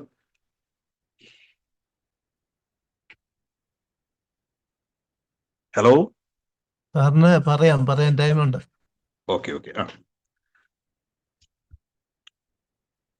അപ്പോൾ ഞാൻ ഈ പറഞ്ഞു വന്നത്, നമ്മുടെ കേരളത്തിലെ ഒരു രീതി, സ്വത്ത് സംബന്ധമായിട്ടുള്ള ഇഷ്യൂസുകൾ ഓർമ്മപ്പെടുത്തൽ അത് തന്നെയാണ്. നിങ്ങളുടെ പ്രിയപ്പെട്ടവർക്ക് എന്തെങ്കിലും കൊടുക്കാൻ ഉദ്ദേശിക്കുന്നുണ്ടെങ്കിൽ അത് കൃത്യമായിട്ട് നേരത്തെ തന്നെ ചെയ്തു വെക്കുക. അങ്ങനെ ചെയ്തു വെക്കുമ്പോൾ പ്രിയപ്പെട്ട മാതാപിതാക്കളെ, നിങ്ങൾ ആദ്യം സേഫ് ആവേണ്ടത് നിങ്ങളാണ്. നമുക്കറിയാം, ഒരു 10-35 വർഷത്തിന് മുമ്പുള്ള ഒരു രീതിയല്ല, നമ്മുടെ കൾച്ചറൊക്കെ മാറിപ്പോയിരിക്കുന്നു. പണ്ട് നമ്മളൊക്കെ ഒന്നിച്ച് കൂട്ടുകുടുംബമായിട്ടാണ് താമസിച്ചിരുന്നത്. എനിക്ക് ഓർമ്മയുണ്ട്, എൻ്റെ അമ്മയുടെ ഒക്കെ 9 മക്കളായിരുന്നു എൻ്റെ അപ്പനും അമ്മമ്മയ്ക്കും. അവിടെ 9 മക്കളിൽ 3 മക്കൾ ഒന്നിച്ച് താമസ ചരിത്രം ഉണ്ടായിട്ട് പിന്നെ പതുക്കെ വിഘടിച്ച് ന്യൂക്ലിയർ ഫാമിലിയിലേക്ക് നമ്മൾ എത്തി. സ്വത്തിന്റെ കാര്യം വരുമ്പോൾ നമ്മൾ ഇവരോടൊക്കെ സ്നേഹം കാണിക്കുമെങ്കിൽ പിന്നീട് ഈ 9 മക്കളൊക്കെ കൊണ്ട് വലിയ പാടാണ്. അമ്മയും അച്ഛനെയും നോക്കുമെന്ന ക്വസ്റ്റ്യൻ. സ്വത്ത് എല്ലാവർക്കും ഈക്വലി വേണം, പക്ഷെ അവരുടെ ബാധ്യത ഏറ്റെടുക്കുവാൻ പാടില്ലാത്ത വരുന്നൊരവസ്ഥ വരും. അപ്പോൾ എനിക്ക് പറയാനുള്ളത്, അത്തരത്തിൽ നിങ്ങൾ അത്യാവശ്യം സമ്പന്നനായിക്കോട്ടെ ദരിദ്രനായിക്കോട്ടെ, നിങ്ങളുടെ പണം ഉണ്ടെങ്കിൽ ആദ്യം സേഫാക്കി വെക്കേണ്ടത് നിങ്ങളുടെ ജീവിതമാണ്. നിങ്ങൾക്ക് മരണം വരെ മുന്നോട്ട് പോകുവാനുള്ള വഴി, അത് ബാങ്ക് ബാലൻസ് ആകാം, അതല്ലെങ്കിൽ മറ്റൊരു രീതിയിലുള്ള സ്വത്തുക്കളാകാം, ഇത് നിങ്ങൾ മാറ്റിവെക്കുക എന്നുള്ളതാണ്. പെൻഷൻ പ്ലാനുകളിലേക്കൊക്കെ മാറുക. സർക്കാർ ജോലിയുള്ളവർ അവർക്ക് പെൻഷൻ ഉണ്ടാവും, അല്ലാത്ത ആൾക്കാർ എന്തെങ്കിലും പെൻഷൻ പ്ലാനുകളിലേക്ക് മാറി മാസാമാസം വരുവാനുള്ള വഴി ഉണ്ടാക്കി വെക്കുക. ഏറ്റവും രസകരമായ ഒരു വീഡിയോ ഞാൻ മുമ്പ് ചെയ്തിട്ടുണ്ടായിരുന്നു, നമുക്ക് ബാങ്കിന്റെ ഒരു ഓഫറിനെ കുറിച്ചിട്ട്. പക്ഷെ ഓഫർ നല്ലതല്ല, അത് ബാങ്ക് നമ്മളെ പറ്റിക്കുന്നതാണ്. എനിക്ക് മറ്റാരുമില്ല, ഞാൻ വീട്ടിൽ ഒറ്റയ്ക്കാണ് താമസിക്കുന്നത്. എൻ്റെ ഭാര്യ മരിച്ചുപോയില്ല, എൻ്റെ ഭർത്താവ് മരിച്ചുപോയി, മക്കളൊക്കെ ഓരോ വഴിക്ക് പോയി. എൻ്റെ പേരിലൊരു 10 സെന്റ് വസ്തു, ഒരു വീടുമുണ്ട്. എൻ്റെ പേരിലാണ് അത് ഇരിക്കുന്നത്. ഞാൻ ആർക്കും കൊടുക്കാൻ ഉദ്ദേശിക്കുന്നുമില്ല. പക്ഷെ എനിക്ക് ജീവിക്കാൻ പണമില്ല. ബാങ്ക് ഒരു വഴി ഒരുക്കിയിട്ടുണ്ട്. നിങ്ങൾക്ക് വേണമെങ്കിൽ ഈ സ്വത്ത് ബാങ്കിന് കൊടുക്കാം. ബാങ്ക് നമ്മൾ ലോൺ എടുക്കുന്നതിന്റെ ഓപ്പോസിറ്റ് ഡയറക്ഷനാണ് ഈ പരിപാടി. ബാങ്ക് അത് എഴുതും, അതിനുശേഷം ഒരു കണ്ടീഷൻ വെക്കും, നിങ്ങൾ എന്ന് വരെ ജീവിച്ചിരിക്കുന്നു അത്രയും നാൾ ഈ ഒരു പ്രോപ്പർട്ടിക്ക് ഒരു വില ഇട്ടിട്ട് അതിനെ ഈക്വലി ഡിവൈഡ് ചെയ്ത് നിങ്ങൾക്ക് മാസാമാസം നിങ്ങളുടെ കുടുംബത്തേക്ക് കാശ് അയക്കുന്ന ഒരു പരിപാടിയുണ്ട്. നിങ്ങൾ നേരത്തെ മരിച്ചാൽ ബാങ്കിന് ലാഭം. പക്ഷെ അവിടെയും ബാങ്ക് ബുദ്ധിമുട്ട് കാര്യം ചെയ്തിട്ടുണ്ട്. നിങ്ങൾക്ക് 70 വയസ്സുള്ളപ്പോഴാണ് ഇത് കൊടുക്കുന്നതെങ്കിലും ബാങ്ക് ഒരു 20 വർഷമേ ഇത് തരികയുള്ളൂ. 90 വയസ്സിൽ നിങ്ങൾ തട്ടിപ്പോയില്ലെങ്കിൽ പണിയാണ്. കാരണം പിന്നെ നിങ്ങൾക്ക് കാശ് കിട്ടുകയില്ല. ഇപ്പൊ 1 കോടി രൂപയുള്ള ഒരു പ്രോപ്പർട്ടി ആണെങ്കിൽ ബാങ്ക് ചിലപ്പോൾ നിങ്ങൾക്ക് ഒരു 60 ലക്ഷം വരെ വില ഇടുകയുള്ളൂ. കാരണം അവരിത് ബിസിനസ് ആണല്ലോ. അപ്പൊ അതായത് നിങ്ങളുടെ മരണശേഷം ഇത് ബാങ്കിന് വന്നു ചേരും. ബാങ്കിന്റെ ലാഭം ഈ പറഞ്ഞതുപോലെ തന്നെ, ഒന്നുകിൽ നമ്മൾ ഈ LIC എടുക്കുന്ന കണക്കാണ്, നേരത്തെ മരിച്ചാൽ ലാഭം എന്ന് പറയുന്നത് പോലെയാണ്. അപ്പൊ അത് വളരെ ആലോചിച്ച് ചെയ്യേണ്ട ഒരു കാര്യമാണ്. അപ്പൊ ഇതുമായി ബന്ധപ്പെട്ടുകൊണ്ട് ഈ ഒരു വീഡിയോ ഇന്ന് ഞാൻ വെബിനാറിന് വരുമെന്ന് അറിഞ്ഞപ്പോൾ എൻ്റെ സുഹൃത്തുകൂടിയ സജീവൻ, അദ്ദേഹം ലോ കോളേജിൽ അദ്ദേഹം എന്നെ പറഞ്ഞൊരു കാര്യം കൂടി ഉണ്ട്. നിങ്ങൾ വില്ലിനെ കുറിച്ച് പറയുമ്പോൾ ഒരു വില്ലിനെ കുറിച്ചുകൂടെ നിങ്ങൾ പറയണം, അത് ലിവിങ് വില്ലാണ്. എത്ര പേര് അതിനെ കുറിച്ച് കേട്ടിട്ടുണ്ടെന്ന് അറിയില്ല. വിൽപത്രം നമ്മൾ മരണാനന്തരം കൊടുക്കുന്നതാണെങ്കിൽ ഒരു ലിവിങ് വില്ല് നമുക്കുണ്ട്. ലിവിങ് വില്ല് എന്ന് വെച്ച് കഴിഞ്ഞാൽ പ്രായമായ ആൾക്കാർക്കും അല്ലെങ്കിൽ അപകടാവസ്ഥയിൽ കിടന്ന് മരണം കാത്തു കിടക്കുന്ന ആൾക്കാർക്കും ഉള്ളൊരു വില്ലാണ്. അത് നിങ്ങൾക്കുള്ള വില്ലാണ്, ഒരു മെഡിക്കൽ വില്ലാണ്. ഞാൻ എങ്ങനെ മരിക്കണം, അല്ലെങ്കിൽ എന്നെ ICUവിൽ കിടത്തേണ്ട ആവശ്യമുണ്ടോ, അല്ലെ എന്നെ വെന്റിലേറ്ററിൽ കിടന്ന് നരകിപ്പിക്കേണ്ട ആവശ്യമുണ്ടോ, ഇതൊക്കെ നേരിൽ കണ്ട ഒരാൾ കൂടിയാണ് ഞാൻ. നമുക്ക് ഒരു 10, 75, 90 വയസ്സായി നമ്മൾ മരണത്തിന്റെ ഘട്ടത്തിലേക്ക് എത്തിക്കഴിഞ്ഞു. ഇപ്പോഴത്തെ ഒരു കാലഘട്ടത്തിൽ നമ്മുടെ കുടുംബക്കാർ ചെയ്യുന്നവരെ കുറ്റം പറയാൻ പറ്റില്ല. നമ്മൾ നേരെ ഒരു ഹോസ്പിറ്റലിലേക്ക് പ്രൈവറ്റ് ഹോസ്പിറ്റലിലേക്ക് കൊണ്ടുചേരും. അവിടെ നമ്മളെ വെന്റിലേറ്ററിന്റെ സഹായത്തിൽ നമ്മളെ ശ്വസിക്കാൻ പ്രേരിപ്പിക്കും. നമുക്കല്പം വെള്ളം കുടിക്കണമെന്നുണ്ട്, പറയാൻ പോലും പറ്റാത്ത അവസ്ഥ നമ്മൾ കിടക്കുകയാണ്. ചിലപ്പോൾ ഈ 1 ദിവസം 2 ദിവസം ഹോസ്പിറ്റലുകാർക്ക് നിങ്ങൾ ലാഭമാണ് കിടക്കുന്നത്. അവർ മെഡിക്കൽ ബുള്ളറ്റിൻ തന്നുകൊണ്ടേയിരിക്കും, ഇന്നയാണ് കല്ല് പറഞ്ഞുകൊണ്ടേയിരിക്കും. പുറത്ത് നിൽക്കും, നിങ്ങൾക്ക് ഒരിക്കലും പറയാൻ പറ്റില്ല, അപ്പച്ചൻ്റെ അതങ്ങ് എടുത്തേക്കാൻ നിങ്ങൾക്ക് പറയാൻ പറ്റില്ല. കാരണം അങ്ങനെ പറഞ്ഞാൽ നിങ്ങളുടെ നാട്ടിലെ ഏറ്റവും വലിയ വില്ലനായിട്ട് മാറും. അച്ഛൻ്റെയും അമ്മയുടെയും സ്വത്തൊക്കെ സ്വന്തമാക്കിയിട്ട് ആ വെന്റിലേറ്ററിലിട്ട് കൊന്നിരിക്കുന്നു എന്ന് പറയുന്നൊരു അവസ്ഥയുണ്ട്. ഇത്ര ഒരു അവസ്ഥ ഉണ്ടാവാതിരിക്കാൻ വേണ്ടിയാണ് ഈ ലിവിങ് വിൽ എന്ന കോൺസെപ്റ്റ്. എൻ്റെ ചികിത്സ എങ്ങനെ വേണം, ഞാൻ ഏത് ഹോസ്പിറ്റലിൽ കിടക്കണം, എനിക്ക് മരണം എന്നെ പ്രഖ്യാപിക്കുന്ന അവസ്ഥ വന്നു കഴിഞ്ഞാൽ എന്നെ വെന്റിലേറ്റർ ഇട്ടേണ്ട ആവശ്യമില്ല എന്ന രീതിയിൽ നമുക്ക് നേരത്തെ തന്നെ ഡയറക്ഷൻ എഴുതി വെക്കാൻ പറ്റും. നമുക്ക് സിമ്പിളായിട്ട് ചെയ്ത പരിപാടിയാണ്. ഒരു പേപ്പറിനകത്തൊക്കെ എഴുതിയ ശേഷം 2 സാക്ഷികൾ നേരത്തെ പറഞ്ഞതുപോലെ വേണം. ഒപ്പം തന്നെ ഒരു മുനിസിപ്പൽ അധികാരി, നിങ്ങളുടെ വാർഡ് മെമ്പറിന്റെ സഹായമൊക്കെ ആവശ്യമുണ്ട്. അപ്പൊ ഇവർക്കൊക്കെ, നിങ്ങളുടെ ഫാമിലി ഡോക്ടർക്ക്, നിങ്ങളുടെ അടുത്ത ബന്ധുക്കൾക്ക്, സുഹൃത്തുക്കൾക്കൊക്കെ ഇതിന്റെ കോപ്പി പോവും. അപ്പൊ ഇത് കഴിഞ്ഞാൽ നിങ്ങൾ ഇത്തരം ഒരു അവസ്ഥ വന്നു കഴിഞ്ഞാൽ ഈ ലിവിംഗ് വില്ല് അവിടെ ആക്ടിവേറ്റ് ആവുകയും ഈ വില്ല് മറ്റുള്ളവർ പരിശോധിക്കുകയും അതിലെന്ത് പറഞ്ഞിരിക്കുന്നു അത്തരത്തിലും നമുക്കിത് ഉപയോഗിക്കാൻ പറ്റും. ലിവിംഗ് വില്ലിനെ കുറിച്ച് ഞാൻ ഇത് അദ്ദേഹം പറഞ്ഞുകൊണ്ട് പറഞ്ഞതാണ്. ഇത് ഒരു ഔട്ട് ഓഫ് സിലബസ് കാര്യമാണ്, പക്ഷെ അത് പലപ്പോഴും നല്ലതാണെന്ന് എനിക്ക് തോന്നിയിട്ടുണ്ട്. എൻ്റെ ഒരു ആഗ്രഹം ഞാൻ വീഡിയോയിൽ പറഞ്ഞിട്ടുണ്ട്, ഞാൻ വീഡിയോ ചെയ്തിട്ടുണ്ട് അതുമായി ബന്ധപ്പെട്ടുകൊണ്ട്. ആ വീഡിയോ ഞാൻ പറഞ്ഞിട്ടുണ്ട്. എനിക്ക് ഒരിക്കലും എത്ര വർഷം ജീവിച്ചിരിക്കുന്നത് എനിക്ക് അറിയില്ല. ഒന്നിലേക്കൊരു വലിയ കടുത്ത അപകടമുണ്ടായി, മരണത്തിന്റെ ഒരു അവസ്ഥ കിടക്കുകയാണ്, അല്ലെങ്കിൽ എനിക്ക് നല്ല പ്രായമായി, എനിക്ക് സംസാരിക്കാൻ, എൻ്റെ മരണം തീരുമാനിക്കപ്പെട്ടു കഴിഞ്ഞു. ആ അവസ്ഥയിൽ ICU അല്ലെ വെന്റിലേറ്ററിന്റെ തണുപ്പിൽ എനിക്ക് പരിചയമില്ലാത്ത കുറെ കോട്ടിട്ട, മാസ്ക് ഇട്ട അവർക്കിടയിൽ കിടന്ന് വിങ്ങുവാനല്ല എനിക്കിഷ്ടം. എൻ്റെ അപ്പച്ചനും അമ്മൂമ്മയൊക്കെ മരിക്കുന്ന സമയത്ത് ഞാൻ തൊട്ടടുത്തുണ്ട്. അവരുടെ അടുത്ത് ഈശോ മറിയം ഔസേപ്പ് എന്ന പ്രാർത്ഥന ചൊല്ലി അവരെ മുകളിലോട്ട് വിടുവാൻ എൻ്റെ ബന്ധുക്കൾ മൊത്തം കൂടെ നിൽക്കുന്ന അവസ്ഥയിൽ ഞാൻ കണ്ടിട്ടുണ്ട്. അപ്പൊ അവരാഗ്രഹിക്കുന്നത് തന്നെയാണ്, ഏറ്റവും അടുത്ത എൻ്റെ മകൻ, എൻ്റെ മകൾ അവരടുത്തുണ്ടാവണം, അവന്റെ കയ്യിൽ നിന്ന് അല്പം വെള്ളം കുടിച്ച് മരിക്കണം എന്നുള്ള ആഗ്രഹം ഈ ആധുനിക കാലത്തെ എത്ര മാതാപിതാക്കൾക്ക് പറ്റുമെന്ന് ചോദിച്ചു കഴിഞ്ഞാൽ ഇല്ലെന്ന് തന്നെ പറയേണ്ടി വരും. തൊട്ടടുത്തിരുന്നുകൊണ്ട് ഇപ്പോൾ നമ്മളുടെ എറണാകുളത്തെ MLA തോമസ് സാറ്, അദ്ദേഹത്തിന്റെ ഒരു ലിവിംഗ് വില്ല ആയിരുന്നു എന്ന് പറയാം. എന്നെ അടക്കേണ്ടത് പള്ളിയിലല്ല, എന്നെ എറണാകുളത്ത് രവിപുരം ശ്മശാനത്തിൽ എന്നെ അവിടെ ക്രിമേഷൻ നടത്തണം. ഒപ്പം തന്നെ അവിടെ ഒരു സ്പീക്കർ വെച്ചിട്ട് ചന്ദ്രകളഭം ചാർത്തി ഉണരും തീരും, ഇന്ദ്രധനുസിൻ തൂവൽ പൊഴിയും നേരം എന്നുള്ള പാട്ട് കേൾക്കണം, ഇനിയൊരു ജന്മം കൂടെ എന്ന പാട്ട് കേട്ടോണ്ടേയിരിക്കണമെന്ന് അദ്ദേഹത്തിന്റെ അത്യാഭിലാഷം നടത്തിയിട്ടുണ്ട്. അല്ലെങ്കിൽ മരണം എത്തുന്ന നേരത്ത് നീ എൻ്റെ അരികിൽ ഇത്തിരി നേരം ഇരിക്കണേ എന്ന് നമ്മൾ ആഗ്രഹിക്കുന്നു. നമ്മൾ പ്രിയപ്പെട്ട ആരെങ്കിലും ഉണ്ടെങ്കിൽ അവരെൻ്റെ അടുത്തുണ്ടാവണം, അവരുടെ അടുത്ത് അവരുടെ ആ ശ്വാസമേറ്റ്, അവരുടെ ആ ചൂടേറ്റ്, അവരുടെ ആ തലോടലേറ്റ് മുന്നോട്ട് പോകണം എന്ന് ആഗ്രഹിക്കുന്ന ആൾക്കാരാണ് നമ്മളിൽ ഏറെ. പക്ഷെ നമുക്ക് എത്ര പേർക്ക് അത്തരത്തിലുള്ള ഭാഗ്യം ഉണ്ടാകാറുണ്ട്? വിദേശത്തായാലും എവിടെയായാലും ഓൾമോസ്റ്റ് മാതാപിതാക്കളും ഒരു മോർച്ചറി മുറിക്കുള്ളിൽ തണുത്ത് വിറങ്ങലിച്ച് അവകാശികളെ കാത്തിരിക്കുന്ന എത്രയോ കാര്യങ്ങൾ നമ്മൾ കാണുന്നുണ്ട്. അപ്പൊ ലിവിംഗ് വിൽ ഇത് ഔട്ട് ഓഫ് സിലബസ് ആണെങ്കിൽ ഞാൻ പറയുന്നു, അതും നിങ്ങൾ അതിനെക്കുറിച്ച് ആലോചിച്ച് വെക്കേണ്ട കാര്യമാണ്. അതിനെക്കുറിച്ച് ഒരുപാട് പറയാറുണ്ട്, ഒരു ചെറിയ സമയം കൊണ്ട് പറയാൻ പറ്റിയ കാര്യമില്ല. അതിന്റെ പ്രോസസ്സുകളെ കുറിച്ചിട്ടൊക്കെ അതും നമുക്ക് ആലോചിക്കാവുന്ന വിഷയമാണ്. അപ്പോൾ നമ്മൾ ഇന്ന് സംസാരിച്ച വിഷയങ്ങളിൽ ഒന്ന് വിൽപത്രത്തിന്റെ നടത്തിപ്പ് എങ്ങനെ എഴുതണം, അതെങ്ങനെ രജിസ്റ്റർ ചെയ്യണം, അതെങ്ങനെയൊക്കെ രീതിയിൽ ചെയ്യാൻ പറ്റും, അതിന്റെ നൂലാമാലകൾ എന്തൊക്കെയാണ് എന്നുള്ള കാര്യങ്ങളാണ് നമ്മൾ അതിനെക്കുറിച്ച് പറഞ്ഞത്. അത് ടെസ്റ്റാമെന്ററി സക്സഷനുമായി ബന്ധപ്പെട്ടാണ്. നമുക്കറിയാം, നമ്മുടെ നാട്ടിലെ ഓരോ മതവിഭാഗങ്ങൾക്കും ഓരോ പേഴ്സണൽ ലോസ് ഉണ്ട്. മുസ്ലിംസിന് ഒരു ലോ, ക്രിസ്ത്യൻസിന് ഒരു ലോ, ക്രിസ്ത്യൻസിന് പ്രത്യേക ലോ ഇല്ലെങ്കിലും ഇന്ത്യൻ സക്സഷൻ ആക്ടിലാണ് അവർ നോക്കുന്നത്. പിന്നെ ഹിന്ദുസിന് ഒരു ലോ. ഇപ്പോൾ വിൽപത്രം എന്ന് പറയുമ്പോൾ ഹിന്ദുസിനും ക്രിസ്ത്യൻസിനും ഒക്കെ പാഴ്സിക്കും ഒക്കെ എഴുതാൻ പറ്റുമെങ്കിൽ മുസ്ലിമിന് കുറച്ചും കൂടെ പ്രശ്നങ്ങളുണ്ട്. കാരണം മുസ്ലിങ്ങൾക്ക് അവരുടെ എല്ലാ സ്വത്തും വിൽപത്രമായി നൽകാൻ പറ്റില്ല. അതിലവർക്ക് മൂന്നിലൊന്ന് മാത്രമേ അവർ മറ്റുള്ള ഒരാൾക്കൂടി നോൺ ലീഗൽ ഹെയർ ആയിട്ടുള്ള ആൾക്കാർ കൊടുക്കണം. അവരുടെ മരണാനന്തരത്തിലുള്ള കാശ് മാറ്റി വെക്കണം. അങ്ങനെ കുറെ നൂലാമലകൾ അതിനകത്തുണ്ട്. അപ്പൊ നമ്മൾ ഇന്ന് ഇവിടെ ചർച്ചാ വിഷയമാവേണ്ട ആവശ്യമില്ല. എങ്കിലും ഞാൻ ഇപ്പോഴും പറയുന്നു, നിങ്ങളുടെ സ്വത്ത് കാര്യങ്ങൾ അല്ലെങ്കിൽ നിങ്ങളുടെ അവകാശികൾക്ക് നിങ്ങൾ മാറ്റിവെക്കുന്ന നിങ്ങളുടെ ഒരു വെൽഫെയറിന് വേണ്ടി മാറ്റിവെക്കുന്ന സ്വത്ത്, അത് പണമായിക്കോട്ടെ പ്രോപ്പർട്ടി ആയിക്കോട്ടെ എന്തായിക്കോട്ടെ, നിങ്ങൾ ജീവിച്ചിരിക്കുമ്പോൾ തന്നെ അത് ഡീഡാക്കി മാറ്റുന്നതായിരിക്കും ഏറ്റവും ബെസ്റ്റ്. വിൽപത്രം എന്ന് പറയുന്ന ഒരു ഡീഡല്ല, അത് നിങ്ങളുടെ ഒസ്യത്ത് എന്നാണ് മലയാളത്തിൽ പറയുക, അല്ലെ മരണപത്രം. നിങ്ങളുടെ ആഗ്രഹമാണ് നിങ്ങൾ എഴുതി വെക്കുന്നത്.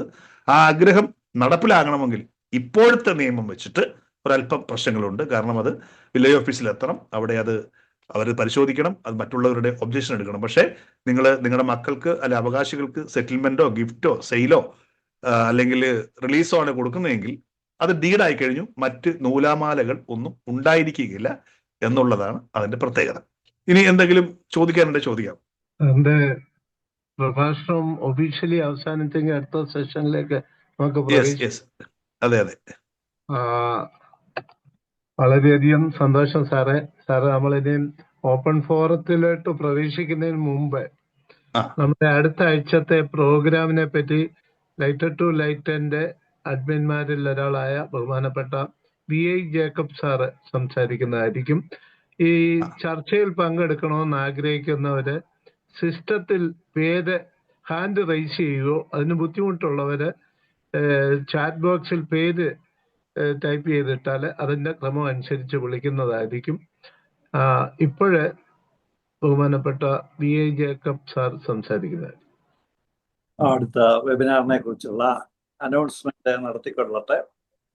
Light to Light Marthoma Study ഫോറത്തിന്റെ അടുത്ത ലൈവ് വെബിനാർ, അതായത് 294ാമത് വെബിനാർ, അത് പതിവ് പോലെ അടുത്ത ശനിയാഴ്ച മാർച്ച് 7-ാം തീയതി രാത്രി 8:30 മണിക്ക് തന്നെ ഉണ്ടായിരിക്കുന്നതാണ്. അടുത്ത ശനിയാഴ്ച വനിതാ ദിനമാണ്. അന്ന് മുഖ്യ പ്രഭാഷണം നടത്തുന്നത് ഡോക്ടർ ടിസി മറിയം തോമസ് ആയിരിക്കും. ഡോക്ടർ ടിസി മറിയം തോമസ് ഒരു എഴുത്തുകാരിയും അധ്യാപികയും ഒക്കെയാണ്. കേരള യൂണിവേഴ്സിറ്റിയിലെ സൈക്കോളജി ഡിപ്പാർട്ട്മെന്റിലെ ഗവേഷണ ഗൈഡും എഡ്യൂക്കേഷണൽ ജേണലുകളിൽ പ്രബന്ധങ്ങൾ പ്രസിദ്ധീകരിക്കുകയൊക്കെ ചെയ്യുന്ന ഒരു വനിതയാണ്. അടുത്ത വെബിനാറിന്റെ വിഷയം സംബന്ധിച്ചുള്ള വിശദ വിവരങ്ങൾ പിന്നാലെ അറിയിക്കുന്നതാണ്. അടുത്ത വെബിനാറിലും ഇതേ ലിങ്കിലും ഇതേ പാസ്വേഡിലും പ്രവേശിക്കാവുന്നതാണ്. അടുത്ത വെബിനാറിൽ എവരും സംബന്ധിക്കണമെന്ന് വളരെ വിനീതമായിട്ട് എല്ലാവരോടും അഭ്യർത്ഥിക്കുകയും ചെയ്യുന്നു. ഇത്രയുമാണ് അടുത്ത വെബിനാറിനെ കുറിച്ച് പറയാനായിട്ടുള്ളത്. Thank you sir. നമ്മുടെ ഇന്നത്തെ ഈ വിഷയത്തിൽ ബഹുമാനപ്പെട്ട advocate Joy John Antony sir സംസാരിച്ചു. സാറ് സംസാരിച്ച മെയിനായിട്ട് സാർ വിൽപത്രം എങ്ങനെ എഴുതണമെന്ന് പറഞ്ഞുകൊണ്ടാണ് തുടങ്ങിയത്. അതിനെ തുടർന്ന് അതിൻ്റെ പലവിധമായ അത് എഴുതുമ്പം സൂക്ഷിക്കേണ്ട കാര്യങ്ങള്, അതിനേക്കാൾ എങ്ങനെ ചതിവ് പറ്റാമെന്നുള്ള കാര്യങ്ങള്, നമ്മളെ തന്നെ ശ്രദ്ധിച്ച് നമ്മുടെ സേഫ്റ്റി എങ്ങനെ കരുതി ഇതൊക്കെ ചെയ്യാമെന്നും നമ്മുടെ സ്വത്തുക്കള് നമുക്ക് ഒരിക്കലും ഒരു പ്രശ്നമായിട്ട് തീരാതെ അതൊരു സന്തോഷമായിട്ട് നമുക്കും നമ്മുടെ തലമുറയ്ക്കും ഉപയോഗിക്കാവുന്ന രീതിയിൽ എങ്ങനെ അവതരിപ്പിക്കണമെന്നാണ് ഇതുവരെ പറഞ്ഞത്. അതിന്റെ വെളിച്ചത്തില് നമുക്ക് പല സംശയങ്ങൾ പലർക്കും ഉണ്ടാകുമെന്ന് എനിക്കറിയാം. നേരത്തെ പലരും എന്നോട് ഈ വിഷയം അവതരിപ്പിക്കുന്നത് കണ്ടപ്പം തന്നെ പലരും എന്നോട് പേഴ്സണലി ഈ ചോദ്യങ്ങൾ ചോദിക്കാമോ എന്നൊക്കെ ചോദിച്ചിട്ടുണ്ടായിരുന്നു. ഇപ്പോഴേ 2 പേര് ഹാൻഡ് റൈസ് ചെയ്തിട്ടുണ്ട്. ഒന്ന് ഫിലിപ്പ് കല്ലട സാറും മറ്റേ രാജു ഫിലിപ്പ് സാറുമാണ്. ഇപ്പോൾ ഫിലിപ്പ് കല്ലട സാറ് സംസാരിക്കുന്നതാണ്. അതിനുശേഷം രാജു ഫിലിപ്പ് സാറിന് സംസാരിക്കാം. നമ്മൾ എന്തെങ്കിലും ചോദ്യം ചോദിക്കുവാണെങ്കിൽ അന്നേരം തന്നെ 1 to 1 ജോയി സാറ് ആൻസർ പറയുന്നതായിരിക്കും. എല്ലാവർക്കും നമസ്കാരം. ജോയി സാറിൻ്റെ പ്രഭാഷണം വളരെ ശ്രദ്ധയോടുകൂടി കേട്ടുകൊണ്ടിരുന്നു. എനിക്ക് 1-2 സംശയങ്ങളുള്ളത്. ഒന്ന്, വിൽപത്രം എഴുതുകയും അതിനെക്കുറിച്ചുള്ള അംഗീകാരത്തെക്കുറിച്ചൊക്കെ വിശദമായിട്ട് പറഞ്ഞു. എന്നാൽ ഗവൺമെൻറ്റിൻ്റെ നിയമം കാലാകാലങ്ങളിൽ മാറിക്കൊണ്ടിരിക്കും. അത് വിൽപത്രത്തെ പലപ്പോഴും ബാധിക്കാറുണ്ട്. ഒരു ഗവൺമെൻറ് മാറി മറ്റൊരു ഗവൺമെൻറ് വരുമ്പോൾ ആദ്യത്തെ പല നിയമങ്ങളും ക്യാൻസലാകും. രണ്ടാമത്തെ ഗവൺമെൻറ് മറ്റൊന്നാക്കും. ഇങ്ങനെ മാറി മാറി വരുമ്പോൾ അത് വ്യക്തികളുടെ ഈ ജീവിതത്തെയും ഇതിനെ സംബന്ധിച്ചും മാറ്റങ്ങളും പ്രയാസങ്ങളും ഉണ്ടാകും. പിന്നെയും കോടതി പോകേണ്ട ആവശ്യം വരുമോ? ഒന്നാമത്തെ ചോദ്യം. രണ്ടാമത്, നമ്മൾ ഈ വിൽപത്രം കൊണ്ട് അത് പോക്കുവരവ് നടത്തുകയും മറ്റുള്ളവരെ അറിയിക്കുകയൊക്കെ ചെയ്യുന്നത് പഞ്ചായത്തുകളിലൂടെയും വില്ലേജ് ഓഫീസുകളിലൂടെയാണ്. നമ്മുടെ നാട്ടിലെ വില്ലേജ് ഓഫീസുകളിലും പഞ്ചായത്തുകളിലും ഒക്കെ ഇരിക്കുന്ന വ്യക്തികൾ സത്യസന്ധരാണോ എന്ന് പരിശോധിക്കുക. പലപ്പോഴും അങ്ങനെയല്ല. അവരെ നമുക്ക് എതിരാളികളുമായി കൂട്ടുനിന്ന് ഈ വിൽപത്രങ്ങൾക്ക് വേണ്ട എല്ലാ കൃത്രിമവും ചെയ്യുന്ന ഒരനുഭവം പലപ്പോഴും കേൾക്കുകയും മനസ്സിലാക്കുകയും ചെയ്തിട്ടുണ്ട്. അതിന് നമുക്ക് എന്ത് ചെയ്യാൻ സാധിക്കും, അങ്ങനെയുള്ളവരോട് നമുക്ക് എന്ത് ചെയ്യാൻ കഴിയുമെന്നുള്ള കാര്യം കൂടെ അറിയിച്ചാൽ നന്നായിരിക്കും. ഈ 2 നല്ല കാര്യമാണ്, നല്ല ചോദ്യമാണ്. ആദ്യത്തെ കാര്യം ഞാൻ പറയട്ടെ, നമ്മളുടെ നിയമങ്ങൾക്ക് മുൻകൂർ പ്രാബല്യം ഉണ്ടാവുകയില്ല. അതായത് ഇപ്പൊ നമ്മളുടെ ഈ നവംബർ 24-ന് മുൻപ് പോക്കുവരവ് നടത്തിയ അല്ലെങ്കിൽ മ്യൂട്ടേഷൻ നടത്തിയ പ്രശ്നങ്ങളിൽ ഇത് ബാധിക്കില്ല.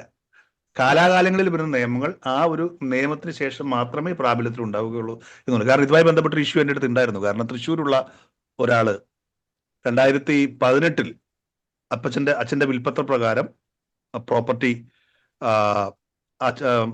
അയാളുടെ പേരിലേക്ക് മാറ്റി പോക്കുവരവൊക്കെ ചെയ്ത് കിട്ടി.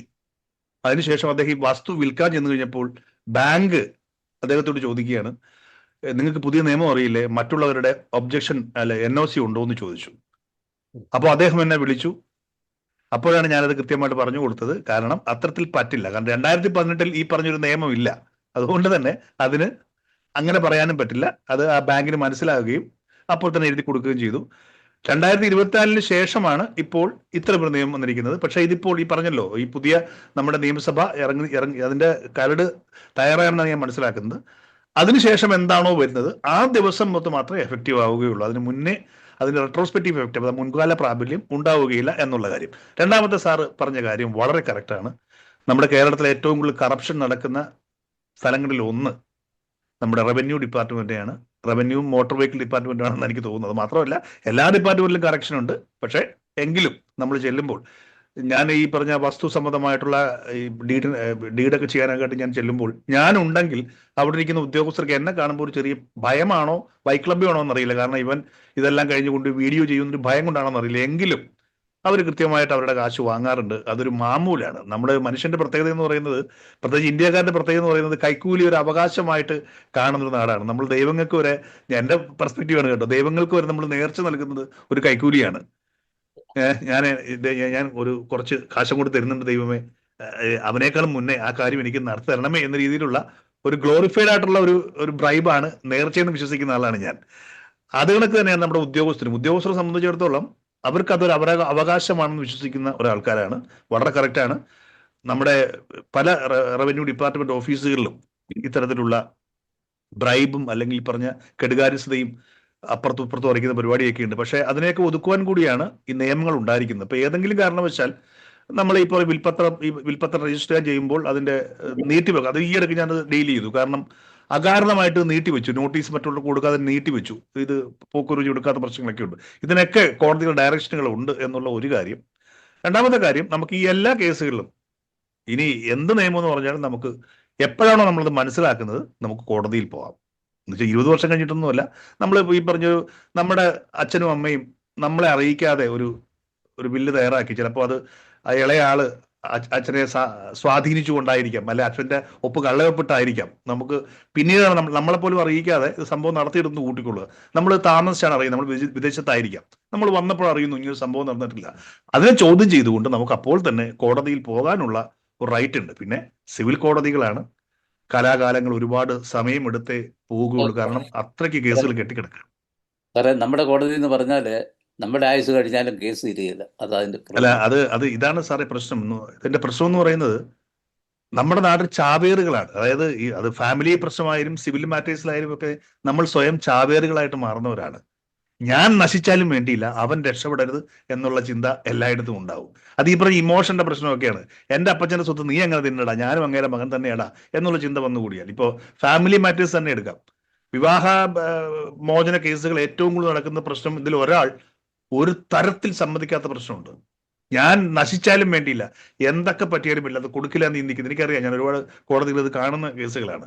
ഞാൻ എപ്പോഴും ചിന്തിക്കുന്നത്, ഞാനൊരു വക്കീലെന്ന നിലയ്ക്കും അപ്പുറം ഞാൻ ചിന്തിക്കുന്നത്, കോടതികളിൽ അവസാനിക്കാനുള്ള എല്ലാ ആൾക്കാരുടെ ജീവിതം. അപ്പോൾ പരമാവധി കുടുംബ ബന്ധങ്ങളിൽ ശിഥിലമുണ്ടാകാതെ എല്ലാവരും ഒന്നിച്ചേർന്നിരുന്ന്, നമ്മുടെ അപ്പച്ചൻ നമുക്ക് വേണ്ടി ഉണ്ടാക്കിയ സ്വത്താണിത്, അതിനുവേണ്ടി നമ്മൾ തല്ലുണ്ടാക്കാൻ പാടില്ല, അല്പം കൂടുതൽ കിട്ടിയാലും നിനക്കല്ലേടാ എന്ന ചിന്ത വന്നു കഴിഞ്ഞാൽ, അവിടെ ഒരു ഷെയറിങ്ങിന്റെ മെന്റാലിറ്റി വന്നു കഴിഞ്ഞാൽ പല പ്രശ്നങ്ങളും സോൾവ് ആവും. പക്ഷെ അങ്ങനെ ഉണ്ടാവില്ല എന്നുള്ളത് നിർഭാഗ്യകരമായ കാര്യമാണ്. ഇത്തരം സന്ദർഭങ്ങളിലാണ് കൈക്കൂലി വിദഗ്ധന്മാരെ നമ്മളെ പിടിയിടുന്നത്, അവർ ബ്രൈബ് ചെയ്യുന്നത്, അല്ലെങ്കിൽ അവർ കെടുകാര്യസ്ഥമായ കാര്യങ്ങൾ ചെയ്യുന്നത്, കോടതിയിലേക്ക് നീങ്ങുന്നത്, അങ്ങനെ സംഭവിക്കുന്നത്.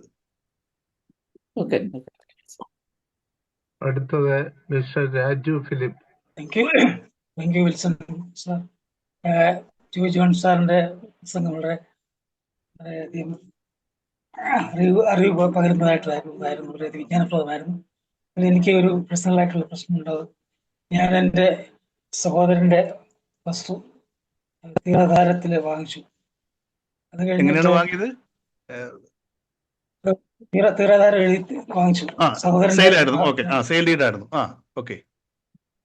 അപ്പൊ അത് കഴിഞ്ഞിട്ട് ഇപ്പൊ സഹോദരൻ മരിച്ചു കഴിഞ്ഞപ്പോഴത്തേക്ക് ഞാൻ പോക്കുവരവ് കിടക്കാൻ ചെയ്തപ്പോഴത്തേക്ക് എന്റെ സഹോദരി പറഞ്ഞ സിസ്റ്റർ ലോ അതിന് വില്ലേജ് ഓഫീസിൽ കംപ്ലൈന്റ് കൊടുത്തു.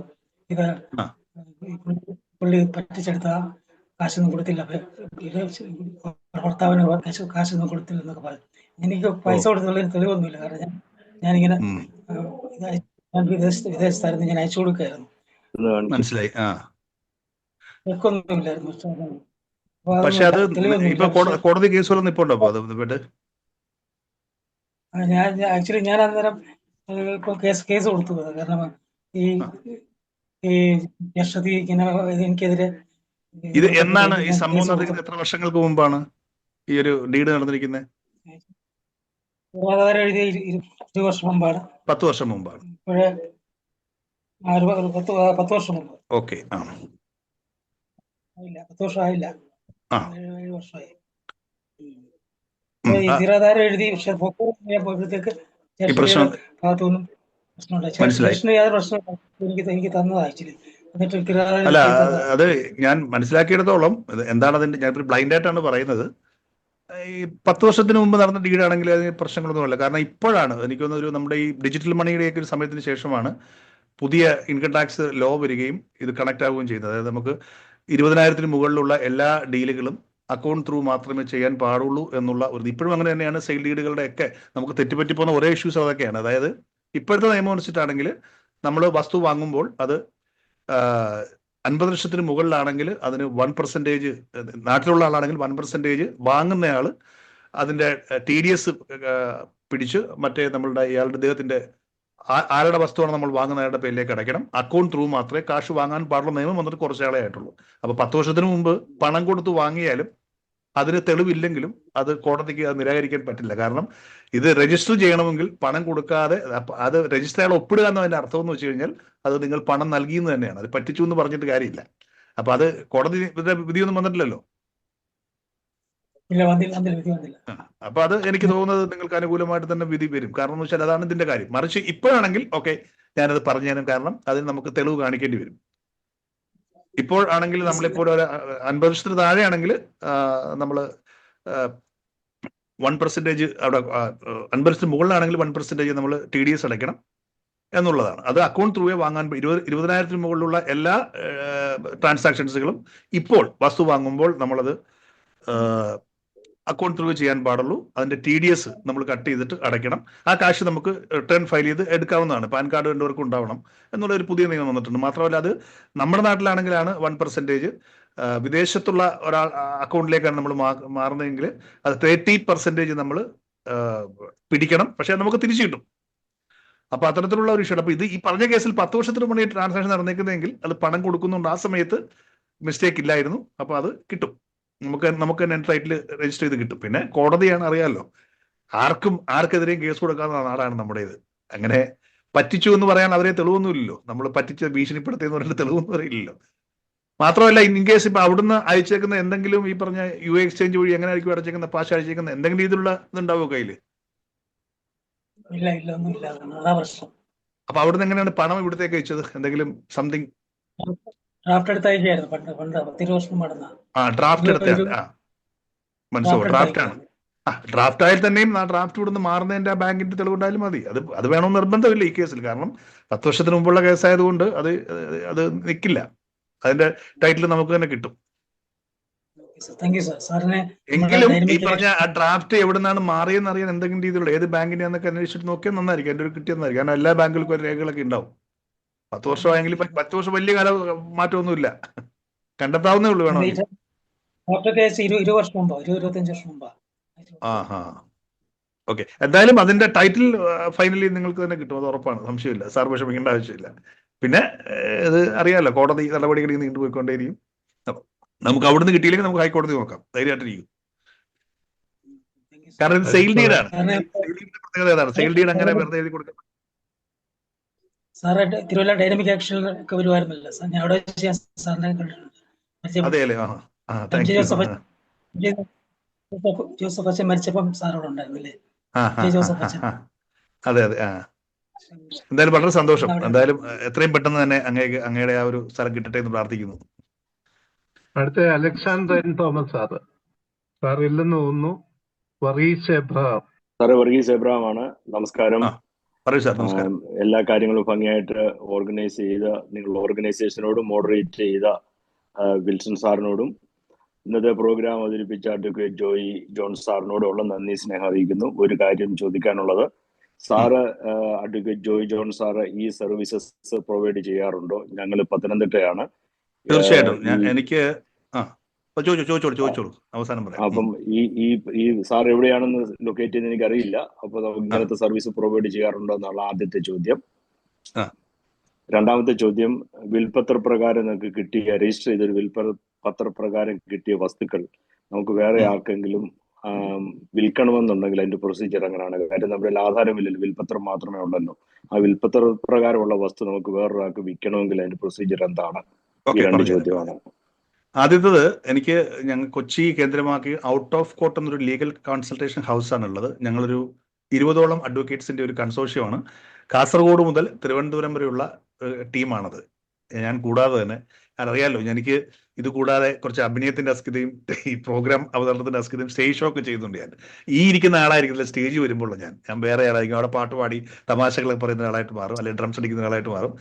അപ്പൊ എനിക്ക് ഒരു 20 പേരുടെ ടീമുണ്ട്, ഓൾ കേരള. പത്തനംതിട്ട എനിക്ക് ഇഷ്ടമാണ്. ഇപ്പൊ ഇന്നലെ ചെങ്ങന്നൂരിൽ നിന്ന് ഒരാളുണ്ടായിരുന്നു, അവർക്ക് ഇത് ഒരു ഇഷ്യൂ തന്നെയാണ്, ചേട്ടനെ അനുജന്റെയും ഒരു ഇഷ്യൂ ആണ്.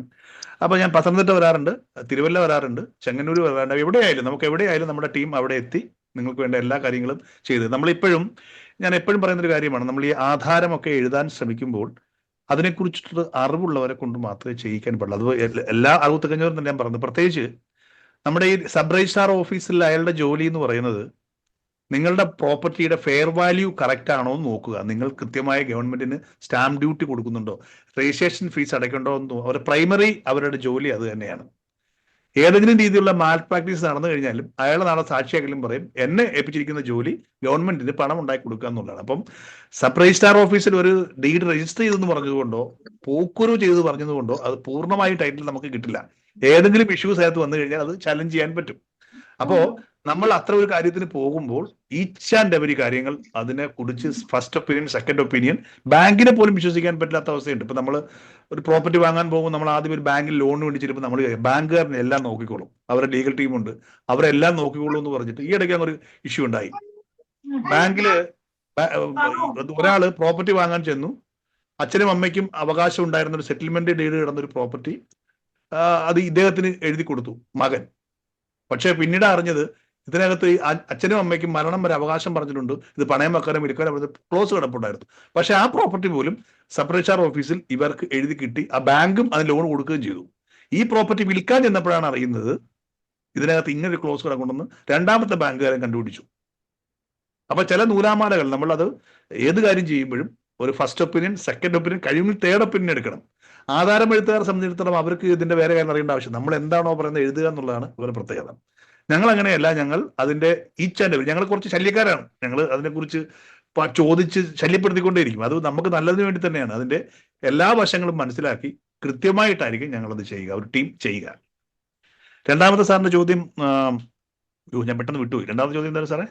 വിൽപത്രപ്രകാരം രജിസ്റ്റർ ചെയ്ത് വിൽപത്രപ്രകാരം കിട്ടിയ ഒരു വസ്തു നമുക്ക് വേറൊക്കെ വിൽക്കണമെങ്കിൽ അതിന്റെ പ്രോസസ് അല്ല, വിൽപത്രപ്രകാരം അതിന്റെ മ്യൂട്ടേഷൻ പ്രോസസ്സ് കഴിഞ്ഞെങ്കിൽ ഒരു ടെൻഷനും ഇല്ല. ആ വിൽപത്രം ഇറ്റ് സെൽഫ് ഒരു ഡീഡായിട്ട് മാറുകയാണ്. അത് ആ കോപ്പിയും നമ്മൾ മ്യൂട്ടേഷൻ നടത്തിയ കോപ്പിയും മതി. ഇപ്പോഴാണെങ്കിൽ നേരത്തെ പറഞ്ഞ NOC ഒക്കെ അവർ തരാണെങ്കിൽ പ്രശ്നമൊന്നുമില്ല. ഇപ്പോഴാണെങ്കിൽ മ്യൂട്ടേഷൻ വെച്ചാൽ പോക്കുവരവ്, നമ്മുടെ വില്ലേജ് ഓഫീസിൽ കൊണ്ട് പോക്കുവരവ് ചെയ്യുമല്ലോ. അതെ. അപ്പം പിന്നെ പ്രശ്നമില്ല. ഇല്ലില്ല, അത് നമുക്ക് അത് മറ്റേ പ്രശ്നങ്ങളൊന്നും ഇല്ലെങ്കിൽ അത് ഇറ്റ് സെൽഫ് അത് ഒരു നമ്മുടെ ഒരു ഡീഡായിട്ട് മാറിക്കഴിഞ്ഞു. അത്രേ ഉള്ളത്. ഓക്കെ. അപ്പൊ സാറിന്റെ നമ്പർ എനിക്ക് പിന്നെ വിൽസൺ സാർ തന്നു, 9846161238 അല്ലേ?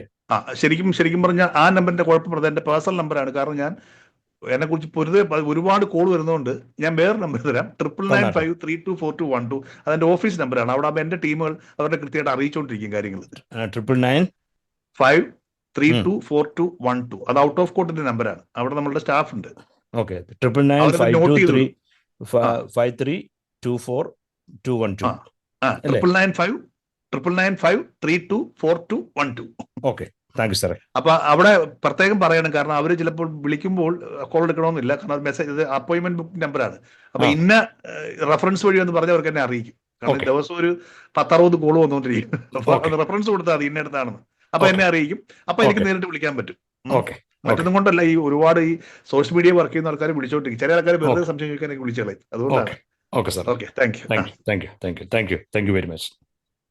അലക്സാണ്ടർ തോമസ് സാറ് സംസാരിക്കുന്നുണ്ടോ? നേരത്തെ ഹാൻഡ് റൈസ് ചെയ്തുകൊണ്ട്.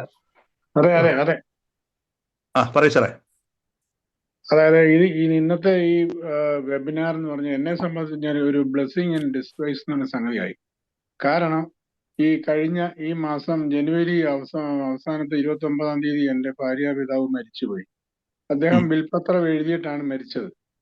അവരുടെ മൂന്ന് പെൺമക്കളാണ്. അത് ഈ തമ്മിൽ ഒരു പ്രശ്നങ്ങളോ ഇഷ്യൂസോ ഒന്നും ഉള്ളതല്ല.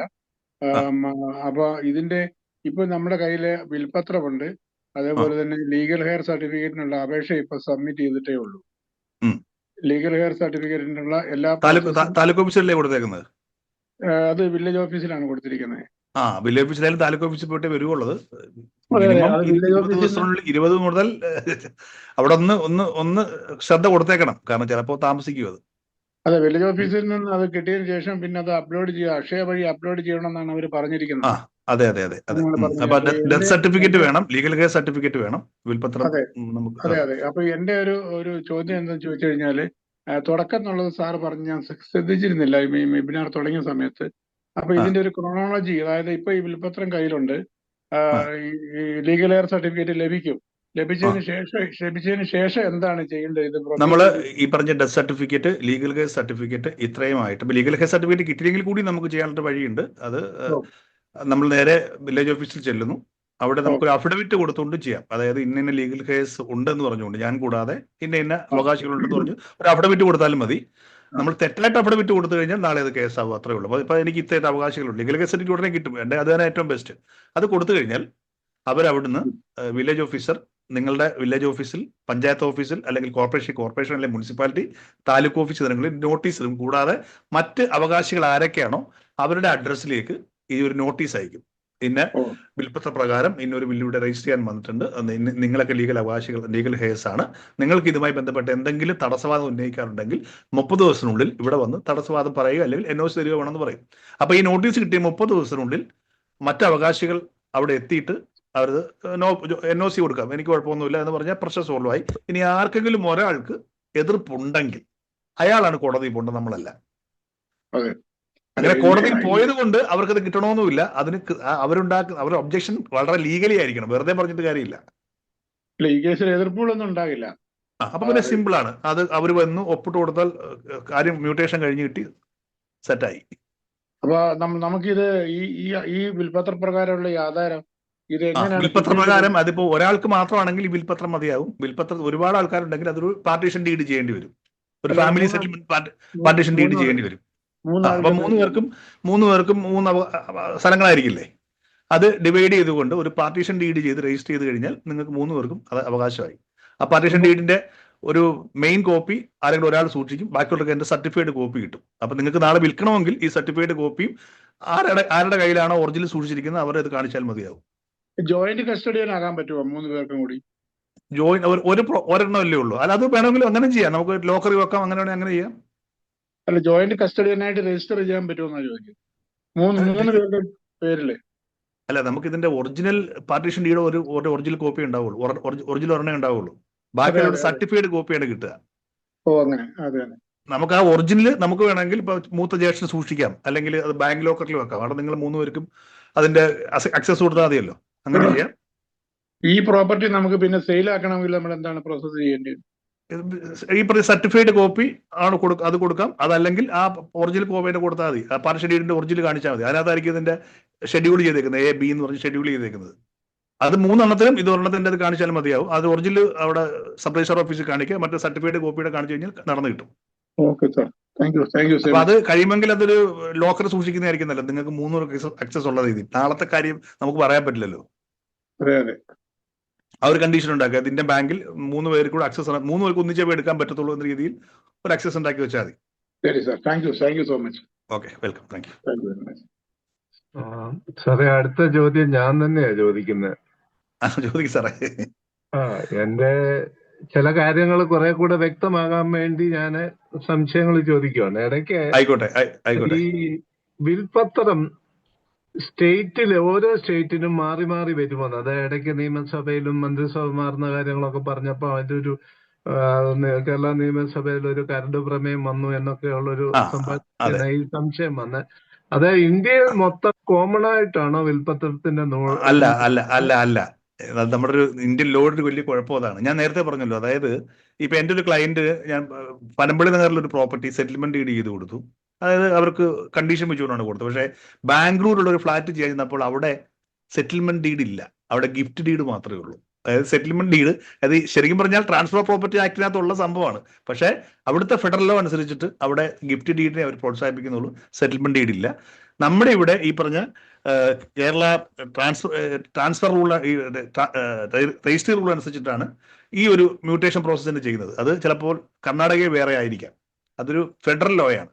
അതിന്റെ അടിസ്ഥാനത്തിൽ ഇപ്പം ഡൽഹിയിലെ ഒരു 2 ഫ്ലാറ്റ് ഉള്ള ഒരാൾ കേരളത്തിൽ വന്ന് താമസിക്കുകയും കേരളത്തിലെ ലാൻഡും ഒക്കെ രണ്ടിടത്തും പ്രോപ്പർട്ടി ഉണ്ടെങ്കിൽ 2 സെപ്പറേറ്റ് ബില്ല് ഉണ്ടാക്കേണ്ട ആവശ്യമുണ്ട്. തീർച്ചയായിട്ടും അങ്ങനെ ചെയ്യുന്നതായിരിക്കും നല്ലത്. കാരണം രണ്ടിനും 2 സ്വഭാവമാണല്ലോ. അതർ സ്റ്റേറ്റ് നമ്മൾ ചെയ്യുമ്പോൾ അതിന് സെപ്പറേറ്റ് ബില്ല് ചെയ്യുന്നതായിരിക്കും നല്ലത്. പിന്നെ ഞാൻ പറയാൻ പോയ ഒരു കാര്യം ഇവിടെ വിട്ടുപോയിരുന്നു. ഈ എഴുതുന്ന വിൽപത്രം നമുക്ക്, അത് ഞാൻ സാർ ഓർമ്മിച്ചു നന്നായി. ആൾക്ക് സംശയമല്ല, ഒരു വിൽപത്രം എഴുതി കഴിഞ്ഞാൽ പിന്നെ അത് ലാസ്റ്റ് ആണോ എന്നല്ല. വിൽപത്രം എപ്പോൾ വേണമെങ്കിലും നമുക്ക് ക്യാൻസൽ ചെയ്യാൻ പറ്റും, തിരുത്താൻ പറ്റും, മോഡിഫൈ ചെയ്യാൻ പറ്റും. പിന്നെ ക്രിസ്ത്യാനിസിയിലാണെങ്കിൽ വിൽപത്രം എഴുതുന്ന സമയത്ത് കല്യാണം കഴിച്ചിട്ടില്ല, പിന്നീട് കല്യാണം കഴിച്ചാൽ ഓട്ടോമാറ്റിക്കലി ആ വിൽപത്രം ക്യാൻസൽ ആയി പോവുകയും ചെയ്യില്ല. ഓക്കെ, എന്റെ അടുത്ത ചോദ്യം, ഈ സ്ഥാവര ജംഗമ വസ്തുക്കളിലെ ഈ സ്ഥാവര വസ്തുക്കൾക്ക് മാത്രമേ വിൽപത്രം ഉള്ളൂ, അതോ പിന്നെ അതിനകത്ത് മൂവബിൾ ആൻഡ് ഇമൂവബിൾ അസറ്റ്സിന് ഇപ്പൊ ബാങ്കിലെ നോമിനി ഉണ്ടെന്ന് കൂട്ടിക്കൊള്ളു. അപ്പൊ നമുക്ക്, ഞാനിപ്പോ എന്റെ ബാങ്കിൽ എനിക്ക് 3 മക്കളുണ്ട്. ഞാൻ എന്റെ മൂത്ത മോളുടെ പേരാണ് നോമിനിയായിട്ട് കൊടുത്തിരിക്കുന്നത്. പക്ഷെ വിൽപത്രം എഴുതിയപ്പോൾ ഞാൻ പറഞ്ഞിട്ടുണ്ട് എന്റെ ബാങ്കിൽ ഒരു 15 ലക്ഷം രൂപ കിടപ്പുണ്ട്, അത് മൂത്ത മോന് ഇത്ര ലക്ഷം രൂപ. അങ്ങനെ എഴുതി കഴിഞ്ഞാൽ പിന്നെ നോമിനിക്ക് അവിടെ റോളില്ല, നോമിനിക്ക് ആ കാശ് എടുത്ത് കൊടുക്കുന്ന മാത്രമേ റോളുള്ളൂ. നമുക്ക് സ്ഥാപന ജംഗമം എന്തും വിൽപത്രം വഴി ചെയ്യാം. അതിൽ ഈ പറഞ്ഞ മൂവബിൾ പ്രോപ്പർട്ടി ബാങ്ക് അക്കൗണ്ടിനൊന്നും മറ്റൊരു പ്രശ്നമില്ല. ഈ വിൽപത്രം കാണിച്ചാൽ അത് തന്നിരിക്കണമെന്നാണ്. ഈ ഇമൂവബിൾ പ്രോപ്പർട്ടിക്ക് മാത്രമാണ് മ്യൂട്ടേഷൻ പ്രോസസ്സിന്റെ പ്രശ്നമുള്ളത്. ബാക്കിയുള്ള നമുക്ക് സ്വത്ത്, ഈ പറഞ്ഞ മൂവബിൾ ആയിട്ടുള്ള എന്ത് സ്വത്തും വിൽപത്രം എന്ത് പറയുന്നു അങ്ങനെ ചെയ്യണം. അപ്പോഴേ ഒരു വ്യക്തി അദ്ദേഹത്തിന്റെ സമ്പത്ത് പിന്നെ ബാങ്കിൽ FD ആയിട്ടാണ് ഉണ്ടായിരുന്നത്. അപ്പം കൂടെ താമസിച്ച മകന്റെ പേര് അല്ലെ കൂടെ താമസിച്ച മകളുടെ പേര് നോമിനിയായിട്ട് വെച്ചിട്ട് അദ്ദേഹം മരിച്ചു കഴിയുമ്പോൾ ഈ സ്വത്തിന്റെ അവകാശം മുഴുവൻ നോമിനിക്കാണോ അതോ? അല്ല. അങ്ങനെ വിൽപത്രം എഴുതിയിട്ടില്ല എങ്കിൽ നോമിനി ഉണ്ടെന്ന് പറഞ്ഞിട്ട് കാര്യമില്ല. അത് ഇന്റർസ്റ്റേറ്റ് പ്രോപ്പർട്ടിയായി 3 പേർക്ക് ഡിവൈഡ് കൊടുക്കേണ്ടി വരും. പല ആൾക്കാരെ സംശയമാണ് ഈ നോമിനി എന്ന് പറയുന്ന ഒരാൾ ചൂണ്ടിക്കാണിക്കാൻ വേണ്ടി മാത്രമേ ഉള്ളൂ. നോമിനി അല്ല അതിന്റെ പരിപൂർണമായിട്ടുള്ള അവകാശം വരിക. അപ്പൊ അത് 3 പേർക്കും അവകാശം വരും.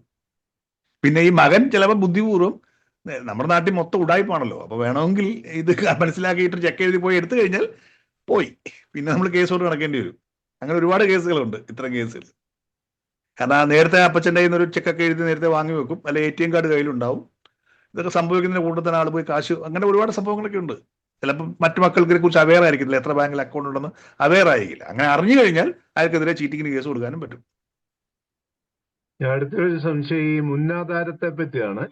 അപ്പോഴേ വിൽപത്രം എഴുതി വെച്ചിട്ട് അത് പാർട്ടീഷൻ ചെയ്ത് കഴിയുമ്പോൾ ഈ മുന്നാധാരം ഏതെങ്കിലും ഒരു വ്യക്തിയുടെ കയ്യിലല്ലേ ഉള്ളു, അതിന്റെ കോപ്പി ഈ വാലിഡ് ആണോ? അതായത് ഈ ട്രാൻസാക്ഷൻ നടത്തുമ്പം അതിന്റെ കോപ്പി മതിയോ അതോ ഒറിജിനൽ മുന്നാധാരത്തിന്റെ വേണോ? നമ്മളൊക്കെ കോപ്പി മതിയാവും. മുന്നാധാരത്തിന്റെ ഒറിജിനൽ നിർബന്ധമില്ല. മാത്രമല്ല, നമുക്കിപ്പോൾ ഒരു സാധനം നഷ്ടപ്പെട്ടെന്ന് പറഞ്ഞാൽ കൂടിയും നമുക്ക് 3 രീതിയിൽ നമുക്ക് അതിന്റെ നോൺ ട്രേസബിൾ സർട്ടിഫിക്കറ്റ് വാങ്ങിക്കൊണ്ട് സബ് രജിസ്ട്രാർ ഓഫീസിൽ നിന്ന് അതിന്റെ പകർപ്പെടുക്കാൻ പറ്റും. ഏതിന്റെയും, പ്രത്യേകിച്ച് ഡിജിറ്റലൈസ് ചെയ്ത ഏതിന്റെയും നമുക്കത് കിട്ടും. അപ്പോൾ അതൊരു അത്യാവശ്യ ഘടകമല്ല, കോപ്പി മതി. സർട്ടിഫൈഡ് കോപ്പി ആവാം, എങ്ങനെ വേണമെങ്കിലും ചെയ്യാം. Okay, thank you very much. ഇനി ആർക്കെങ്കിലും ഇതുപോലെ എന്തെങ്കിലും ബന്ധപ്പെട്ട ചോദ്യങ്ങളുണ്ട്, ഏതാനും സമയം തരാം. ഉണ്ടെങ്കിൽ ഇപ്പം ചോദിക്കാം, അല്ലെങ്കിൽ നമ്മുടെ അടുത്ത പ്രോഗ്രാമിലേക്ക് പ്രവേശിക്കുന്നതായിരിക്കും. നമ്മളെ ആരും ഇല്ലെന്ന് ഞാൻ വിശ്വസിക്കുന്നു. അടുത്തത് ഒരു ചോദ്യമല്ല, ഒരു കമന്റ് കൂടെ പറഞ്ഞോട്ടെ. സാറ് പറഞ്ഞല്ലോ നമുക്ക് നമ്മുടെ ആധാരങ്ങളുടെ കോപ്പിയൊക്കെ വില്ലേജ് ഓഫീസിലോ അല്ലെ സബ് രജിസ്ട്രാർ ഓഫീസിലോ ഒക്കെ എടുക്കാം. നമ്മുടെ ഈ പ്രദേശത്തൊക്കെ ഞാൻ പല ഓഫീസുകളും കണ്ടിട്ടുണ്ട്, വളരെ പരിതാപകരമായ കണ്ടീഷനാണ്. വാഴയും പിന്നെ കാച്ചിലും മറ്റ് ചെടികളും കമ്മ്യൂണിസ്റ്റ് കാർഡും ഒക്കെ വളർന്നു കയറി പടർന്ന് കിടക്കുന്ന വില്ലേജ് ഓഫീസറുള്ള ഒരു ദേശത്താണ് ഞങ്ങളുടെ ഈ ദേശമൊക്കെ. ഞാൻ കണ്ടത് എങ്ങനെ അതിന്റെ ഒക്കെ കോപ്പി എടുക്കും, എവിടെ ഇരിക്കുന്നത് എങ്ങനെയെന്നുള്ള ഒരു സിറ്റുവേഷൻ വളരെ പരിതാപകരമായ കണ്ടീഷനാണ്. വെള്ളപ്പൊക്കം വന്നപ്പോഴൊക്കെ എന്തൊക്കെ സംഭവിച്ചു എന്നുള്ളതൊക്കെ അറിയില്ല. അല്ല, ഇപ്പൊ ഓൾമോസ്റ്റ് കുറേയേറെ കാര്യങ്ങൾ ഡിജിറ്റലൈസ്ഡ് ആയിട്ടുണ്ട്. ഇപ്പൊ എറണാകുളത്തൊക്കെയാണ് എനിക്കിപ്പോൾ ഞാൻ കൂടുതൽ പ്രാക്ടീസ് ചെയ്യപ്പെടുന്ന എറണാകുളം, കൊല്ലം, ട്രിവാൻഡ്രം, കോട്ടയം, തൃശ്ശൂർ, ഇവിടെയൊക്കെയുള്ള ഓൾമോസ്റ്റ് ഡിജിറ്റലൈസ്ഡ് ആയിട്ടുണ്ട്. ഏകദേശം ഒരു 75 ശേഷമുള്ള എല്ലാ ആധാരങ്ങളും ഡിജിറ്റലൈസ്ഡ് ആയിട്ടുണ്ട്. പഴയ ആധാരങ്ങളൊക്കെ ഉണ്ടല്ലോ, അതിന്റെ കാര്യത്തിൽ മാത്രമേ ഇഷ്യൂസ് ഉള്ളൂ. ശരിയാണ്, നമ്മുടെ സിസ്റ്റം ഈ നിയമം എന്തൊക്കെ പറഞ്ഞെന്ന് പറഞ്ഞു. നമ്മുടെ ഇന്ത്യൻ ലോയെ കുറിച്ചിട്ട് രസകരമായിട്ടുള്ള ഒരു കോട്ടുണ്ട്. Indian law is a big gate but no wall. അതായത് നമ്മൾ നേരെ പിടിച്ച് കയറി ചെല്ലുന്നവൻ ആ ഗേറ്റിൽ ഇടിച്ച് അവിടെ നിന്നോളൂ, പക്ഷെ നോ വോൾ. വളഞ്ഞ വഴിക്ക് പോകുന്നവൻ അകത്ത് കയറി പോകാൻ പറ്റും.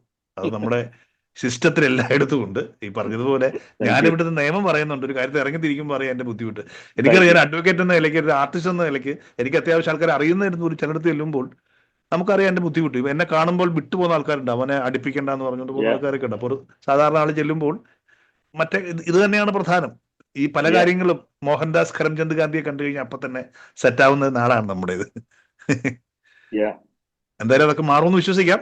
മാക്സിമം എല്ലാം ഡിജിറ്റലൈസ് ചെയ്യാനുള്ള പരിപാടി. ഇപ്പോൾ മാത്രമല്ല, ഇപ്പോൾ ഓൺലൈൻ പോർട്ടൽസ് വഴി ഒരുപാട് മാറ്റങ്ങളുണ്ട്, പറയാതിരിക്കാൻ വയ്യ. ഞാനിപ്പോൾ ഒരു സപ്പോർട്ടീവായിട്ട് പറയുന്നതല്ല, ഒരുപാട് നമുക്ക് ഓൺലൈൻ വഴി നമുക്ക് കാര്യങ്ങൾ ചെയ്യാൻ പറ്റുന്നുണ്ട്. ഒരുപാട് ബ്രൈബ് അങ്ങനെ കുറയുന്നുണ്ട്. പക്ഷെ എങ്കിലും കാശ് വാങ്ങേണ്ടവൻ ഈ പറഞ്ഞ വാങ്ങിയിരിക്കും. മാത്രമല്ല, മിക്ക രേഖകളും മിക്കയിടത്തും ഉണ്ട്. ഒരുപാട് ഈ പറഞ്ഞ ഒരു 40-കളിലെ 60-കളിലെയൊക്കെ വലിയ പാടാണ് കിട്ടുവാൻ. കാരണം ഈ പറഞ്ഞതുപോലെ തന്നെ ഇപ്പൊ പാലക്കാട് നിന്ന് അങ്ങനെ കുറെ കേസുകൾ വന്നിട്ടുണ്ട്. കാരണം പഴയ രേഖകളില്ല. പക്ഷെ ഒരു 75-ന് ശേഷം രജിസ്റ്റർ ആയിരിക്കുന്ന മിക്ക പ്രോപ്പർട്ടികളും ഡിജിറ്റലൈസ് ചെയ്തിട്ടുണ്ടെന്നാണ് നമുക്ക് കിട്ടുന്ന വിവരമാണ്. ഓക്കെ, ഹലോ സാറേ, എനിക്കൊരു സംശയമുള്ളതൊന്നും ചോദിക്കാനൊക്കെ ചോദിക്കാം. ഞാൻ ഈ വിൽപ്പത്ര പ്രകാരമേ നമ്മൾ രജിസ്റ്റർ ചെയ്ത് വന്നപ്പോഴേ ആ ഭൂമി പിന്നെ റോഡിന്റെ പിന്നെ ബാക്കിലായിപ്പോയി. അപ്പം റോഡിന് അപ്പുറമായി ആ 2 സെന്റ് സ്ഥലം റോഡിന് അപ്പുറമായി പോയി. 2 സെന്റ് സ്ഥലം മദറിന്റെ പേരിലുള്ളത് എന്റെ പേരിൽ വിൽപ്പത്രത്തിൽ വന്നതാണ്. പക്ഷെ അത് റോഡിന്റെ എഴുതി വന്നപ്പം റോഡ് സൈഡിലുള്ള സ്ഥലം ആ റോഡിന് തൊട്ട് എതിർ സൈഡിലായിട്ടാണ്. എഴുതിയപ്പോൾ അങ്ങനെ ആയിപ്പോയി അല്ലേ? എഴുതിയപ്പോ അങ്ങനെ ആയിപ്പോയി. അന്നേരം നമ്മള് വില്ലേജ് ഓഫീസിലെ അവര് വന്നേച്ച് അന്നേരം ഒന്നും പറഞ്ഞില്ല. അവര് വന്നേച്ച് ഇതെല്ലാം നോക്കാൻ വന്നോണ്ട് എന്നോട് പറഞ്ഞു, സാറേ ഇത് റോഡിന് അപ്പുറമായി പോയല്ലോ, ഇനിയിപ്പം പിള്ളേരുടെ പേരിൽ വല്ലതും സാർ ഇത് എഴുതി കൊടുത്താലേ ഇത് ശരിയാകത്തുള്ളൂ. അന്നേരം അത് അങ്ങനെ അതിന്റെ കാര്യങ്ങൾ കൈകാര്യം ചെയ്യുന്നത്. സാധാരണയായിട്ട് നേരത്തെ പറഞ്ഞതുപോലെ തന്നെ നമുക്കൊരു തെറ്റ് പറ്റിക്കഴിഞ്ഞാൽ ആ എഴുതി കൊടുത്താൽ ഇപ്പൊ ലെഗറ്റീവ് ജീവിച്ചിരിക്കുമ്പോഴാണെങ്കിൽ നമുക്കത് റെക്ടിഫൈ ചെയ്യാനുള്ള അല്ലെങ്കിൽ തിരുത്താനുള്ള കോഡിൽ ചെയ്യാനുള്ള ഇതുണ്ട്. പക്ഷെ ഇപ്പൊ അദ്ദേഹം മരിച്ച ശേഷമാണ് നമ്മൾ തിരിച്ചറിയുന്നതെങ്കിൽ അതൊരു വലിയ മിസ്റ്റേക്ക് അല്ലാത്ത, അല്ലെങ്കിൽ അത് ചെയ്തു തരാവുന്നേ ഉള്ളൂ അവർക്ക് വേണമെങ്കിൽ. മനസ്സിലായില്ലേ? സ്വാഭാവികമായിട്ട് മരിച്ചു കഴിഞ്ഞാൽ ഒന്നും ചെയ്യാൻ പറ്റില്ല. കാരണം അത് ബില്ല് നടപ്പിലാക്കില്ല. ഇത്രയും കേസുകൾ നടപ്പിലാക്കിയില്ലെങ്കിൽ ഇത് നമ്മുടെ ബോണഫൈഡ് ആയിട്ട് നമുക്ക് തന്നെ അവകാശമുള്ളതാണ്. ഒരു ചെറിയ മിസ്റ്റേക്ക് എഴുതിയിൽ പറ്റിപ്പോയെന്നുണ്ടെങ്കിൽ നമുക്കത് കോടതി വഴി കിട്ടാവുന്നതാണ്. പക്ഷെ ഈ 2 സെന്റ് സ്ഥലം പകരത്തിന് പകരം വാങ്ങിയതാ. മനസ്സിലായി? പകരത്തിന് പകരം വാങ്ങിയപ്പോഴേ മദറിന്റെ പേരിലായിരുന്നു അന്ന് പകരത്തിന് പകരം വാങ്ങിയത്. അത് തിരിച്ച് എന്റെ പേരിലോട്ട് മദർ വിൽപ്പത്രം എഴുതി വെച്ചിരുന്നു. പക്ഷെ നമ്മളത് രജിസ്റ്റർ ചെയ്യാൻ ചെന്നപ്പോഴേ ആ എഴുത്തുകാരന് അത് ഇങ്ങനെ റോഡിന്റെ അപ്പുറത്തെ സൈഡിലായിട്ടാണ് എഴുതി വെച്ചത്. നമ്മള് സാധാരണയായിട്ട് 2 രീതിയിലുള്ള ഈ പറഞ്ഞ തെറ്റുതിരുത്തൽ ആധാരങ്ങളുണ്ട്. ഒന്ന് ഈ പറഞ്ഞ റെക്ടിഫിക്കേഷൻ ആധാരം എന്ന് പറയും. ഒന്ന് ഈ പറഞ്ഞ സ്മോൾ ആയിട്ടുള്ള ചെറിയ തിരുത്തുകൾ, ഒന്ന് മെറ്റീരിയൽ ഡിഫക്ട്സുകൾ. ഇപ്പൊ ഈ പറഞ്ഞ കാറ്റഗറി എഴുതിയേക്കുന്ന ഒരു വാക്ക്, ഇപ്പൊ നമ്മുടെ പേര് എഴുതുമ്പോൾ എന്റെ പേര് ജോയി ജോൺ എന്നുള്ളതിനകത്ത് JOHN എന്നുള്ളത് JHON ആയി കഴിഞ്ഞാൽ ഒരു ചെറിയ മിസ്റ്റേക്കാണ്, ഒരു നോർമൽ മിസ്റ്റേക്കാണ്. പക്ഷെ ഇപ്പൊ ഈ പറഞ്ഞതിനകത്ത് ഒരു മെറ്റീരിയൽ ഡിഫക്ട്സ് ആണോ എന്നത് വായിച്ചു നോക്കിയാൽ അറിയാൻ പറ്റില്ല. എങ്ങനെയാണ് എഴുതിയേക്കുന്നത് എനിക്ക് പറയാൻ പറ്റുള്ളൂ. മനസ്സിലായില്ലേ? അത് ഒരു വാക്ക് അങ്ങോട്ട് മാറിപ്പോയതാണെങ്കിൽ അത് ഒരു നോർമൽ ഡിഫക്റ്റ് ആണ്. അത് അവർക്ക് ചെയ്തു തരാം, റെക്ടിഫൈ ചെയ്യാവുന്നേ ഉള്ളൂ.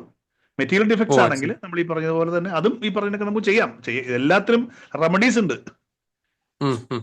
അപ്പൊ അവർക്കത് ചെയ്തു തരാൻ പറ്റുന്നേ ഉള്ളൂ. അങ്ങനെ ചെയ്തില്ലെങ്കിൽ നമുക്ക് കോടതി വഴി അത് പ്രൂവ് ചെയ്ത് പേടിക്കാത്രേ ഉള്ളൂ. ഓ, അത്രേ ഉള്ളൂ അല്ലേ? അപ്പൊ അത് ചെയ്തില്ലെങ്കിൽ അത് പിന്നീട് അത് ചെയ്തില്ലെങ്കിൽ കുഴപ്പമാണല്ലോ. ഉറപ്പാണ് പിന്നീട് അത് നാളെ വള്ളിയായിട്ട് മാറും. ആ, അതാ അത് നമ്മൾ വിൽക്കാൻ നമുക്ക് നേരത്താണ് പ്രശ്നം ഉണ്ടാകുന്നത്. വിൽക്കാൻ നേരത്ത് അവർ അങ്ങനെ അതെ. ഇങ്ങനെയൊക്കെ പറയും, അങ്ങനെയാണ് ഇങ്ങനെയാണ്. അത് തീർത്ത് തന്നെ എപ്പോഴും പ്രശ്നങ്ങൾ സോൾവ് ചെയ്ത് പോകുന്നതാണ് നല്ലത്. ഈ പറഞ്ഞതുപോലെ തന്നെ ഈ പറഞ്ഞ പാർട്ടീഷനൊക്കെ തന്നെ ആയാലും അതിന്റെ പ്രശ്നം അത് തന്നെയാണ്. പാർട്ടീഷനൊക്കെ ചെയ്യുമ്പോൾ 3 മക്കളായിരിക്കും ഉണ്ടായിരിക്കുന്നത്. ഇവർ 3 പേരും ഉടക്കി നിൽക്കുകയാണ്.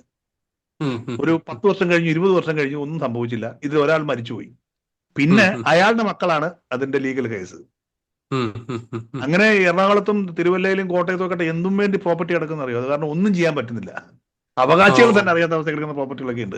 ഈ ഇടയ്ക്ക് കടവന്ത്ര നമ്മുടെ എറണാകുളത്ത് കുറെ പ്രോപ്പർട്ടി ഗവൺമെന്റ് ഏറ്റെടുക്കുന്നത് ഈ പ്രശ്നത്തിലൊക്കെയാണ്. ഒരു പരിധി കഴിഞ്ഞാൽ ഗവൺമെന്റ് ആ പ്രോപ്പർട്ടിയെ കൊണ്ടുപോവുകയും ചെയ്യും. സാറേ, അതുപോലെ അടുത്തൊരു ക്വസ്റ്റ്യന്, സ്ഥാവര ജംഗമ വസ്തുക്കൾ എന്ന് പറയുമ്പോൾ അതിനകത്ത് ഈ ബാങ്ക് അക്കൗണ്ട്സ് കൂടെ വരുമോ?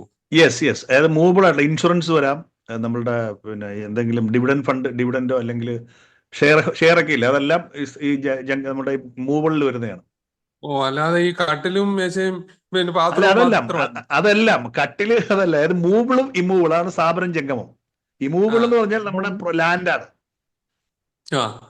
അത് മാത്രമാണ് മ്യൂട്ടേഷൻ നടത്തേണ്ടത്, അതായത് റവന്യൂ റെക്കോർഡിൽ രേഖപ്പെടുത്തേണ്ടത്. മറ്റേത് നമുക്ക് അതിലെന്ത് പറഞ്ഞു. ഈ സ്ഥാപന ജംഗമ വസ്തുക്കളിനകത്ത് ഈ അക്കൗണ്ട്സ് വരുമ്പോൾ ഇപ്പോൾ എന്റെ ഫാദറും മദറും മരിച്ചുപോയി, മനസ്സിലായി? ഫാദർ മരിച്ചുപോയി. പക്ഷേ ഇവർ ബാങ്കിൽ ചെന്നപ്പോൾ എനിക്കാണ് മെസ്സേജ് വന്നത്, പിന്നെ കുറച്ച് പൈസ ബാങ്കിലുണ്ട്, പിന്നെ അത് ഇത് ചെയ്യണമെന്ന്. അപ്പൊ ഞാൻ ചെന്ന് വെച്ച് പറഞ്ഞു എന്റെ ഫാദറും മദറും മരിച്ചുപോയി. അപ്പം അവര് പറഞ്ഞു നിങ്ങൾക്ക് പിന്നെ അത് വർഷങ്ങൾക്ക് മുമ്പുള്ള ഒരു അക്കൗണ്ട്സ് ആണ്, അതായത് പിന്നെ അപ്പം ഈ ഇനോപ്പറേറ്റീവ് അക്കൗണ്ട് ആയിരുന്നു. അതായത് നമുക്ക് ഈ പിന്നെ കമ്പ്യൂട്ടറിലൊക്കെ വരുന്നതിന് മുമ്പേ ഉള്ളതാ, 4 ഡിജിറ്റലൊക്കെ സമയത്തുള്ളതാണ്. അപ്പൊ ഈ 4 ഡിജിറ്റലൊക്കെ ഉള്ള സമയത്ത് നിങ്ങൾ അവിടെ നമ്മുടെ ബാങ്കിൽ ഇതിന്റെ രേഖ കാണുമല്ലോ എന്ന് പറഞ്ഞു അതൊക്കെ കമ്പ്യൂട്ടറിലാക്കി, അതൊന്നും ഇപ്പം രേഖയില്ല, അതൊക്കെ എറണാകുളത്താണ് എന്നൊക്കെ പറഞ്ഞു. അപ്പൊ ഞാനിപ്പം പറഞ്ഞു, അന്നേരം പറഞ്ഞു ഇപ്പം നിങ്ങൾ രണ്ടുപേരല്ലേ, നിങ്ങൾ രണ്ടുപേരും ഇതിനകത്ത് വന്ന് ജോയിൻ ചെയ്താലേ ഇതിനകത്ത് കിടക്കുന്ന അക്കൗണ്ട്സ് തരാനൊക്കത്തുള്ളൂ. ഇതിനു മുമ്പ് ഈ പറഞ്ഞ പോലെ സാറ് പറഞ്ഞതുപോലെ പപ്പായെ കൊണ്ടും അമ്മയെ കൊണ്ടും ചെക്ക് ഒപ്പിടിപ്പിച്ച് ഈ സഹോദരി മൊത്തം എടുത്തോണ്ട് പോവുകയും ചെയ്തു. അതെ, മനസ്സിലായി. ഇതിപ്പോ ഇഷ്യൂ എന്ന് വെച്ച് കഴിഞ്ഞാൽ ഇതാണ്. അതായത് ഇപ്പോൾ അത് ബിൽപത്രത്തിൽ ഇതിനെ കുറിച്ച് രേഖപ്പെടുത്തിയൊന്നും ഇല്ലായിരുന്നല്ലോ. ഇല്ല, സ്ഥാപന ജംഗമ വസ്തുക്കൾ എന്ന് എഴുതിയിട്ടുണ്ട്. അവിടെയാണ് പ്രശ്നം. അത് സ്ഥാപന ജംഗമം എന്ന് എഴുതിയിട്ട് മാത്രം കാര്യമില്ല. അത് നമ്മളെപ്പോഴും ബിൽപത്രം തയ്യാറാക്കുമ്പോൾ വളരെ ലെജിബിൾ ആയിട്ട് തന്നെ ഇന്ന ബാങ്കിൽ ഇന്ന അക്കൗണ്ട് ഇന്ന കാശ് എഴുതിയില്ലെങ്കിൽ പിന്നെ ഇന്റർപ്രിട്ടേഷൻ ഇല്ല ഇതിന്. അതാണ് പറ്റിപ്പോയത്. മറിച്ച് അതിന് ഇന്ന ബാങ്കിലെ ഇന്ന അക്കൗണ്ട് ഇന്ന കാശ് ഇതായിരുന്നെങ്കിൽ നമുക്ക് തന്നെ കിട്ടുള്ളായിരുന്നത്. ഇതിപ്പോ അൺഡിവൈഡഡ് ആയി, അത് ഇന്റർസ്റ്റേറ്റ് ആയത്, അതായത് ഈക്വൽ റൈറ്റ് ആയി.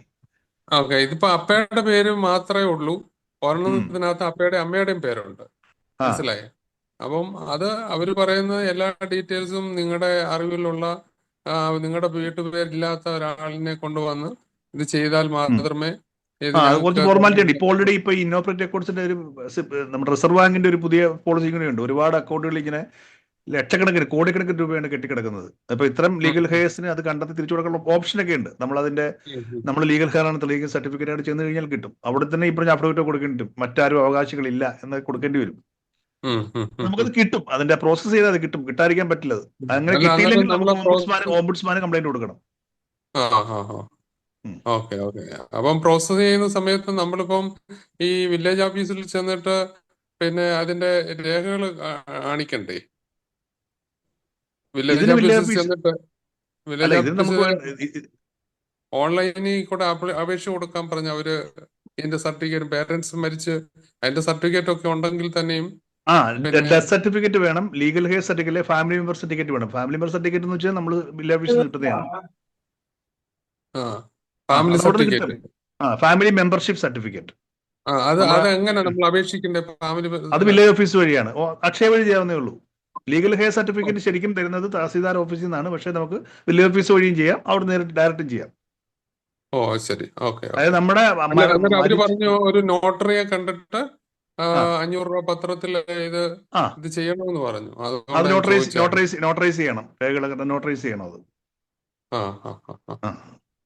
പക്ഷെ നമുക്ക് ഇത് ഇങ്ങനെ എഴുതിയിട്ടില്ല. സ്ഥാവര ജംഗമ വസ്തുക്കൾ എന്ന് അല്ല അത് മാത്രമേ അത് ഉള്ളൂ. ഞാൻ പറഞ്ഞത് അവര് നമ്മൾ പക്ഷേ പലപ്പോഴും നേരത്തെ ചെക്ക് എഴുതി എല്ലാം മേടിച്ചുകൊണ്ട് പോവുകയും ചെയ്തു. ഇത് നമ്മൾ ബാലൻസ് കിടന്ന, സ്വന്തമായിട്ട് അതായത് ഓപ്പണിങ് നമുക്ക് ഈ ഓപ്പണിംഗ് ഫോം എടുക്കാനുള്ള നിയമം വല്ലതും ഉണ്ടോ സാറേ? അതിപ്പോ എനിക്ക് എത്ര വർഷത്തിന് മുമ്പുള്ള അക്കൗണ്ടാണെന്നൊന്നും അറിയില്ലോ. കാരണം അത് പണ്ട് ഈ പറഞ്ഞ പോലെ 10-60 വർഷത്തിന് മുമ്പുള്ളതാ. അപ്പൊ അതൊക്കെ ഈ പറഞ്ഞ കണക്ക് തന്നെ. 60 ഇല്ല, 60 10-40 ആ, വർഷത്തിന് മുമ്പുള്ളതാ. അപ്പൊ അത്രയും വർഷത്തേക്ക് പറയാൻ പറ്റില്ല. കാരണം ബാങ്കുകാരനും പറയാൻ കാരണമുണ്ട്. മനസ്സിലായില്ലേ? ആ അവര് പറഞ്ഞു ഇപ്പൊ ഡിജിറ്റലൈസേഷൻ കറക്റ്റ് ശേഷമാണെങ്കിൽ നമുക്ക് ആയതുകൊണ്ട് എളുപ്പമാണ് വേണ്ട. കാര്യങ്ങൾ. ആ അതാണ് പ്രശ്നം. Thank you. ഓക്കെ. അടുത്ത വിഷയം വോട്ട് ഓഫ് താങ്ക്സ് ആണ്. അതിലേക്ക് പ്രവേശിക്കുന്നതിന് മുമ്പ് ഞാൻ ലൂക്കോസ് ജി സാറിനോട് റിക്വസ്റ്റ്, സമാപന പ്രാർത്ഥന ചെയ്യണം. രാജുവഞ്ചേരി അച്ഛൻ ആശീർവാദം പറയണമെന്ന് റിക്വസ്റ്റ് ചെയ്യുന്നു. ലൂക്കോസ് ജി സാറ് സമാപന പ്രാർത്ഥന ചെയ്യാനായിട്ട് തയ്യാറാണെന്ന് റിക്വസ്റ്റ് ചെയ്യുന്നു. നമ്മുടെ വോട്ട് ഓഫ് താങ്ക്സ് പറയുന്നത് Lighter to Lighten Marthoma Study ഫോറത്തിന്റെ അഡ്മിന്മാരിൽ ഒരാളായ അഡ്വക്കേറ്റ് റോയ് ഫിലിപ്പ് വെൺമണി സാറാണ്. സാറിനെ ഇപ്പോൾ വോട്ട് ഓഫ് താങ്ക്സിനായിട്ട് ക്ഷണിച്ചോളൂ. ഏറ്റവും ബഹുമാന്യനായ മോഡറേറ്റർ വിൽസൺ സാറ്, ഇന്ന് നമ്മുടെ സെമിനാറിന് നേതൃത്വം നൽകിയ advocate Joy John Antony sir, പ്രിയമുള്ള ലൈറ്റർ ടു ലൈറ്റൺ ഈ സെമിനാറിൽ പങ്കെടുക്കുന്ന സഹോദരി സഹോദരന്മാരെ, വൈദികരെ, ഏറ്റവും മനോഹരമായ ഒരു സെഷന്റെ സമാപ്തി ഘട്ടത്തിലേക്ക് നാം എത്തിച്ചേർന്നിരിക്കുകയാണ്. Ignorance of law is not an excuse എന്നുള്ളതാണ് നിയമത്തിലെ ഏറ്റവും അടിസ്ഥാനപരമായ പ്രമാണം. നമ്മൾ നിയമത്തെക്കുറിച്ച് അറിഞ്ഞിരിക്കുന്നു എന്നാണ് നിയമത്തിന്റെ വിവക്ഷ. അതുകൊണ്ട് തന്നെ കാര്യങ്ങൾ മാറി വരുന്ന നിയമങ്ങളെക്കുറിച്ച് വ്യക്തമായ ധാരണ നമുക്കുണ്ടാവേണ്ടത് അനിവാര്യമാണ്. നിയമത്തെക്കുറിച്ചുള്ള പഠനങ്ങൾ ഒരിക്കലും അവസാനിക്കുകയില്ല. ഒരു മഹാസാഗരത്തിലെ ചെറിയ അറിവുകൾ മാത്രമാണ് നമുക്ക് ഇന്നിവിടെ കേൾക്കാനായിട്ട് കഴിഞ്ഞത്. നിരവധി കാര്യങ്ങൾ നമുക്കിനിയും പഠിക്കുവാനുണ്ട്, അറിയുവാനുണ്ട്. വ്യാഖ്യാനങ്ങളും നിയമത്തിന്റെ തത്വങ്ങളും നീതിയെക്കുറിച്ചുള്ള കാഴ്ചപ്പാടുകളും ഒക്കെ ഓരോ കാലഘട്ടത്തിനനുസരിച്ച് മാറിക്കൊണ്ടിരിക്കുകയാണ്. അത് മാറി വരുന്ന സാമൂഹ്യ ജീവിതത്തിന്റെ നീതിബോധത്തിനനുസരിച്ച് നിയമങ്ങളെയും മനസ്സിലാക്കി അതിനനുസരിച്ച് നമ്മുടെ ജീവിതങ്ങളെ ക്രമീകരിക്കാൻ തക്കവണ്ണം നമുക്ക് കഴിയണം. ഇന്ന് നമ്മുടെ ഇവിടെ സെമിനാറിൽ ക്ലാസ് എടുത്തത് വിൽപത്രം സ്വത്തുക്കളുടെ ക്രയവിക്രയം എന്നുള്ള വിഷയത്തെ സംബന്ധിച്ച് അഡ്വക്കേറ്റ് ജോയി ജോൺ ആന്റണി സാറാണ്. വളരെ മനോഹരമായി സാറ് നിയമത്തിന്റെ വിവിധ വശങ്ങൾ ഇവിടെ പ്രതിപാദിക്കുകയുണ്ടായി. പ്രത്യേകിച്ച് Babu versus state of Kerala എന്ന ഡിസിഷനെ ബേസ് ചെയ്തുകൊണ്ട് വളരെ കാര്യങ്ങളൊന്നും ആളുകളുടെ മനസ്സിലേക്ക് എത്തപ്പെടാത്ത വിഷയത്തിന്റെ ഏറ്റവും സങ്കീർണമായ കാര്യങ്ങളെക്കുറിച്ച് ബഹുമാനപ്പെട്ട സാറ് ഇവിടെ വിശദീകരിക്കുകയുണ്ടായി. അത് തീർച്ചയായിട്ടും നമുക്ക് പ്രയോജനകരമാണ്. തുടർന്ന് സാറിന്റെ ക്ലാസ്സുകളെല്ലാം തന്നെ അതിലെല്ലാം തന്നെ ഒരു യാഥാർത്ഥ്യബോധത്തിന്റെ ഒരു ടച്ച് ഉണ്ടായിരുന്നു. അദ്ദേഹത്തിന്റെ വളരെ മനോഹരമായി ഇന്ന് ക്ലാസ് എടുത്ത ജോയി ജോൺ ആന്റണി സാറിനോട് ലൈറ്റർ ടു ലൈറ്റൺ സ്റ്റഡി ഫോറത്തിന്റെ പേരിലുള്ള ഏറ്റവും ഹൃദയം നിറഞ്ഞ നന്ദി ഞാൻ ഈ അവസരത്തിൽ അറിയിക്കുകയാണ്. ഇന്ന് നമ്മുടെ മോഡറേറ്ററായിട്ട് സേവനം അനുഷ്ഠിച്ചത് ബഹുമാനപ്പെട്ട വിൽസൺ സാറാണ്. അദ്ദേഹം ആമുഖത്തിൽ പറഞ്ഞു, ഇന്ന് മോഡറേറ്റർ ആകണമെന്ന് പറഞ്ഞത് ഒരു വക്കീലാണ് എന്ന് പറഞ്ഞത്. മറ്റാരുമല്ല, അത് ഞാൻ തന്നെയാണ് അത് പറഞ്ഞത്. കാരണം ബഹുമാനപ്പെട്ട വിൽസൺ സാറ് ഈ വളരെ മനോഹരമായി മോഡറേറ്റ് ചെയ്യാൻ കഴിവുള്ളതായ ഒരു വ്യക്തിയാണ്. മറ്റുള്ള ആളുകളെ കൊണ്ട് സംസാരിപ്പിക്കുവാൻ, അതുപോലെ തന്നെ വിഷയത്തിന്റെ ആഴങ്ങളിലേക്ക് ചെല്ലത്തക്ക വിധത്തിൽ ചോദ്യങ്ങൾ ചോദിക്കുവാൻ, അതിന് മോഡറേറ്റർ വിഷയാവതാരകരെ മോട്ടിവേറ്റ് ചെയ്യിക്കുവാൻ ഒക്കെ ഒരു പ്രത്യേകതരമായ കഴിവും പ്രാപ്തിയുമുള്ള വ്യക്തിത്വത്തിനുടമയാണ് വിൽസൺ സാറ്. ബഹുമാനപ്പെട്ട സാറാണ് ഈ ലൈറ്റർ ടു ലൈറ്ററിന്റെ ഊടും പാവുമായി നിന്ന് ഈ പ്രസ്ഥാനത്തെ മുന്നോട്ട് നയിക്കുന്നത്. അതിന് വളരെയേറെ കഷ്ടതകൾ സാറിന് സഹിക്കേണ്ടതായിട്ട് വരുന്നുണ്ട്. ബഹുമാനപ്പെട്ട സാറ് ഇന്ന് വളരെ മനോഹരമായി ഇന്ന് ഈ സെമിനാർ മോഡറേറ്റ് ചെയ്തു. ബഹുമാനപ്പെട്ട സാറിനോട് ലൈറ്റർ ടു ലൈറ്റർ സ്റ്റഡി ഫോറത്തിന്റെ പേരിൽ എൻ്റെ വ്യക്തിപരമായ പേരിലുള്ള ഏറ്റവും ഹൃദയം നിറഞ്ഞ നന്ദി അറിയിച്ചുകൊള്ളുന്നു. അതുപോലെ ഇന്ന് മനോഹരമായി പാട്ട് പാടുകയും പ്രാരംഭ പ്രാർത്ഥനയ്ക്ക് നേതൃത്വം നൽകുകയും ചെയ്തത് രാജമ്മ എബ്രഹാം മാഡമാണ്. മാഡത്തോടുള്ളതായ ഏറ്റവും ഹൃദയം നിറഞ്ഞ നന്ദി അറിയിച്ചുകൊള്ളുന്നു. ഇന്ന് അനൗൺസ്മെന്റുകൾക്ക് നേതൃത്വം നൽകിയ VI ജേക്കബ് സാറാണ്. സാറിനോടുള്ള നന്ദിയും അറിയിക്കുന്നു. അതുപോലെ തന്നെ പ്രാരംഭമായി ആമുഖ പ്രസ്താവനകൾ നടത്തി ഇതിനു വേണ്ട ക്രമീകരണങ്ങൾ ചെയ്തത് ബെന്നി പെരുമണം സാറാണ്. സാറിനോടുള്ള നന്ദിയും അറിയിച്ചു കൊള്ളുന്നു. ഇനിയും സമാപന പ്രാർത്ഥനയ്ക്ക് ലൂക്കോസ് സാറും അതുപോലെ തന്നെ ആശീർവാദം പറയുന്നത് ബഹുമാനപ്പെട്ട രാജു അഞ്ചേരി അച്ഛനാണ്. ഈ രണ്ട് വ്യക്തികളോടുമുള്ള നന്ദി അറിയിക്കുന്നു. ഒപ്പം തന്നെ ഈ സെമിനാറിൽ പങ്കെടുത്ത് ഇത് വമ്പിച്ച് വിജയമാക്കിയവർ, ചോദ്യങ്ങൾ ചോദിച്ച് ഈ വിഷയത്തിന്റെ ആഴങ്ങളിലേക്ക് കടന്നു ചെല്ലുവാൻ സഹായിച്ചവർ ഏവരോടുമുള്ള ഹൃദയം നിറഞ്ഞ നന്ദി അറിയിച്ചുകൊണ്ട് ഏവർക്കും ശുഭരാത്രി നേർന്നുകൊണ്ട് ഞാൻ എൻ്റെ വാക്കുകൾ ഉപസംഹരിക്കുന്നു. നന്ദി, നമസ്കാരം. പ്രാർത്ഥനയ്ക്ക് മുമ്പായിട്ട് ഞാൻ എൻ്റെ ഒരു വ്യക്തിപരമായിട്ടുള്ള കാരണം ഞാൻ ഒരു സാറ് പറഞ്ഞ കറക്റ്റാണ്. ഒരു വലിയ കടൽ പോലെ കിടക്കുന്നതാണ്. നമ്മൾ എത്ര പഠിച്ചാലും സംഗീതം കണക്കാണ്, പഠിച്ചുകൊണ്ടേയിരിക്കണം. അപ്പോൾ ബഹുമാനപ്പെട്ട റോയ് സാറിനെ പോലെ അദ്ദേഹം ഇവിടെ ഉണ്ടായിരുന്നത് വളരെ സന്തോഷമുണ്ട്. സാറോട് വരണമായിരുന്നു എനിക്ക് തോന്നി ഡിസ്കഷനിൽ പങ്കെടുക്കുവാനായിട്ട്. ഒപ്പം തന്നെ എനിക്ക് ഈ ഒരു അവസരം ഉണ്ടാകുന്നത് കാരണം നിങ്ങളിൽ നിന്ന് എനിക്ക് കുറെ പുതിയ കാര്യങ്ങൾ മനസ്സിലാക്കാൻ പറ്റി, അതിനെക്കുറിച്ച് എനിക്ക് പഠിക്കുവാൻ പറ്റി. എന്തായാലും എൻ്റെ നന്ദിയും കൂടെ ഞാൻ അറിയിക്കുന്നു. അഡ്വക്കേറ്റ് റോയ് ഫിലിപ്പ് സാറിനോടുള്ള നന്ദിയും ഈ സമയത്ത് അറിയിച്ചുകൊള്ളുന്നു.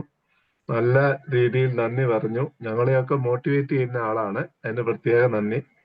ഇപ്പോഴേ നമ്മുടെ ലൂക്കോസ് ജി സാറ് പ്രാർത്ഥിച്ച് രാജു അഞ്ചേരി അച്ഛന് ആശീർവാദം പറഞ്ഞ് യോഗം അവസാനിപ്പിക്കാൻ 2-3 മിനിറ്റ് കാഷ്വൽ ടോക്കിന് അൺഒഫീഷ്യലായിട്ട് പരസ്പരം പരിചയപ്പെടാനോ വല്ലതും ഉണ്ടെങ്കിൽ ഉള്ള അവസരം ഉണ്ടായിരിക്കും.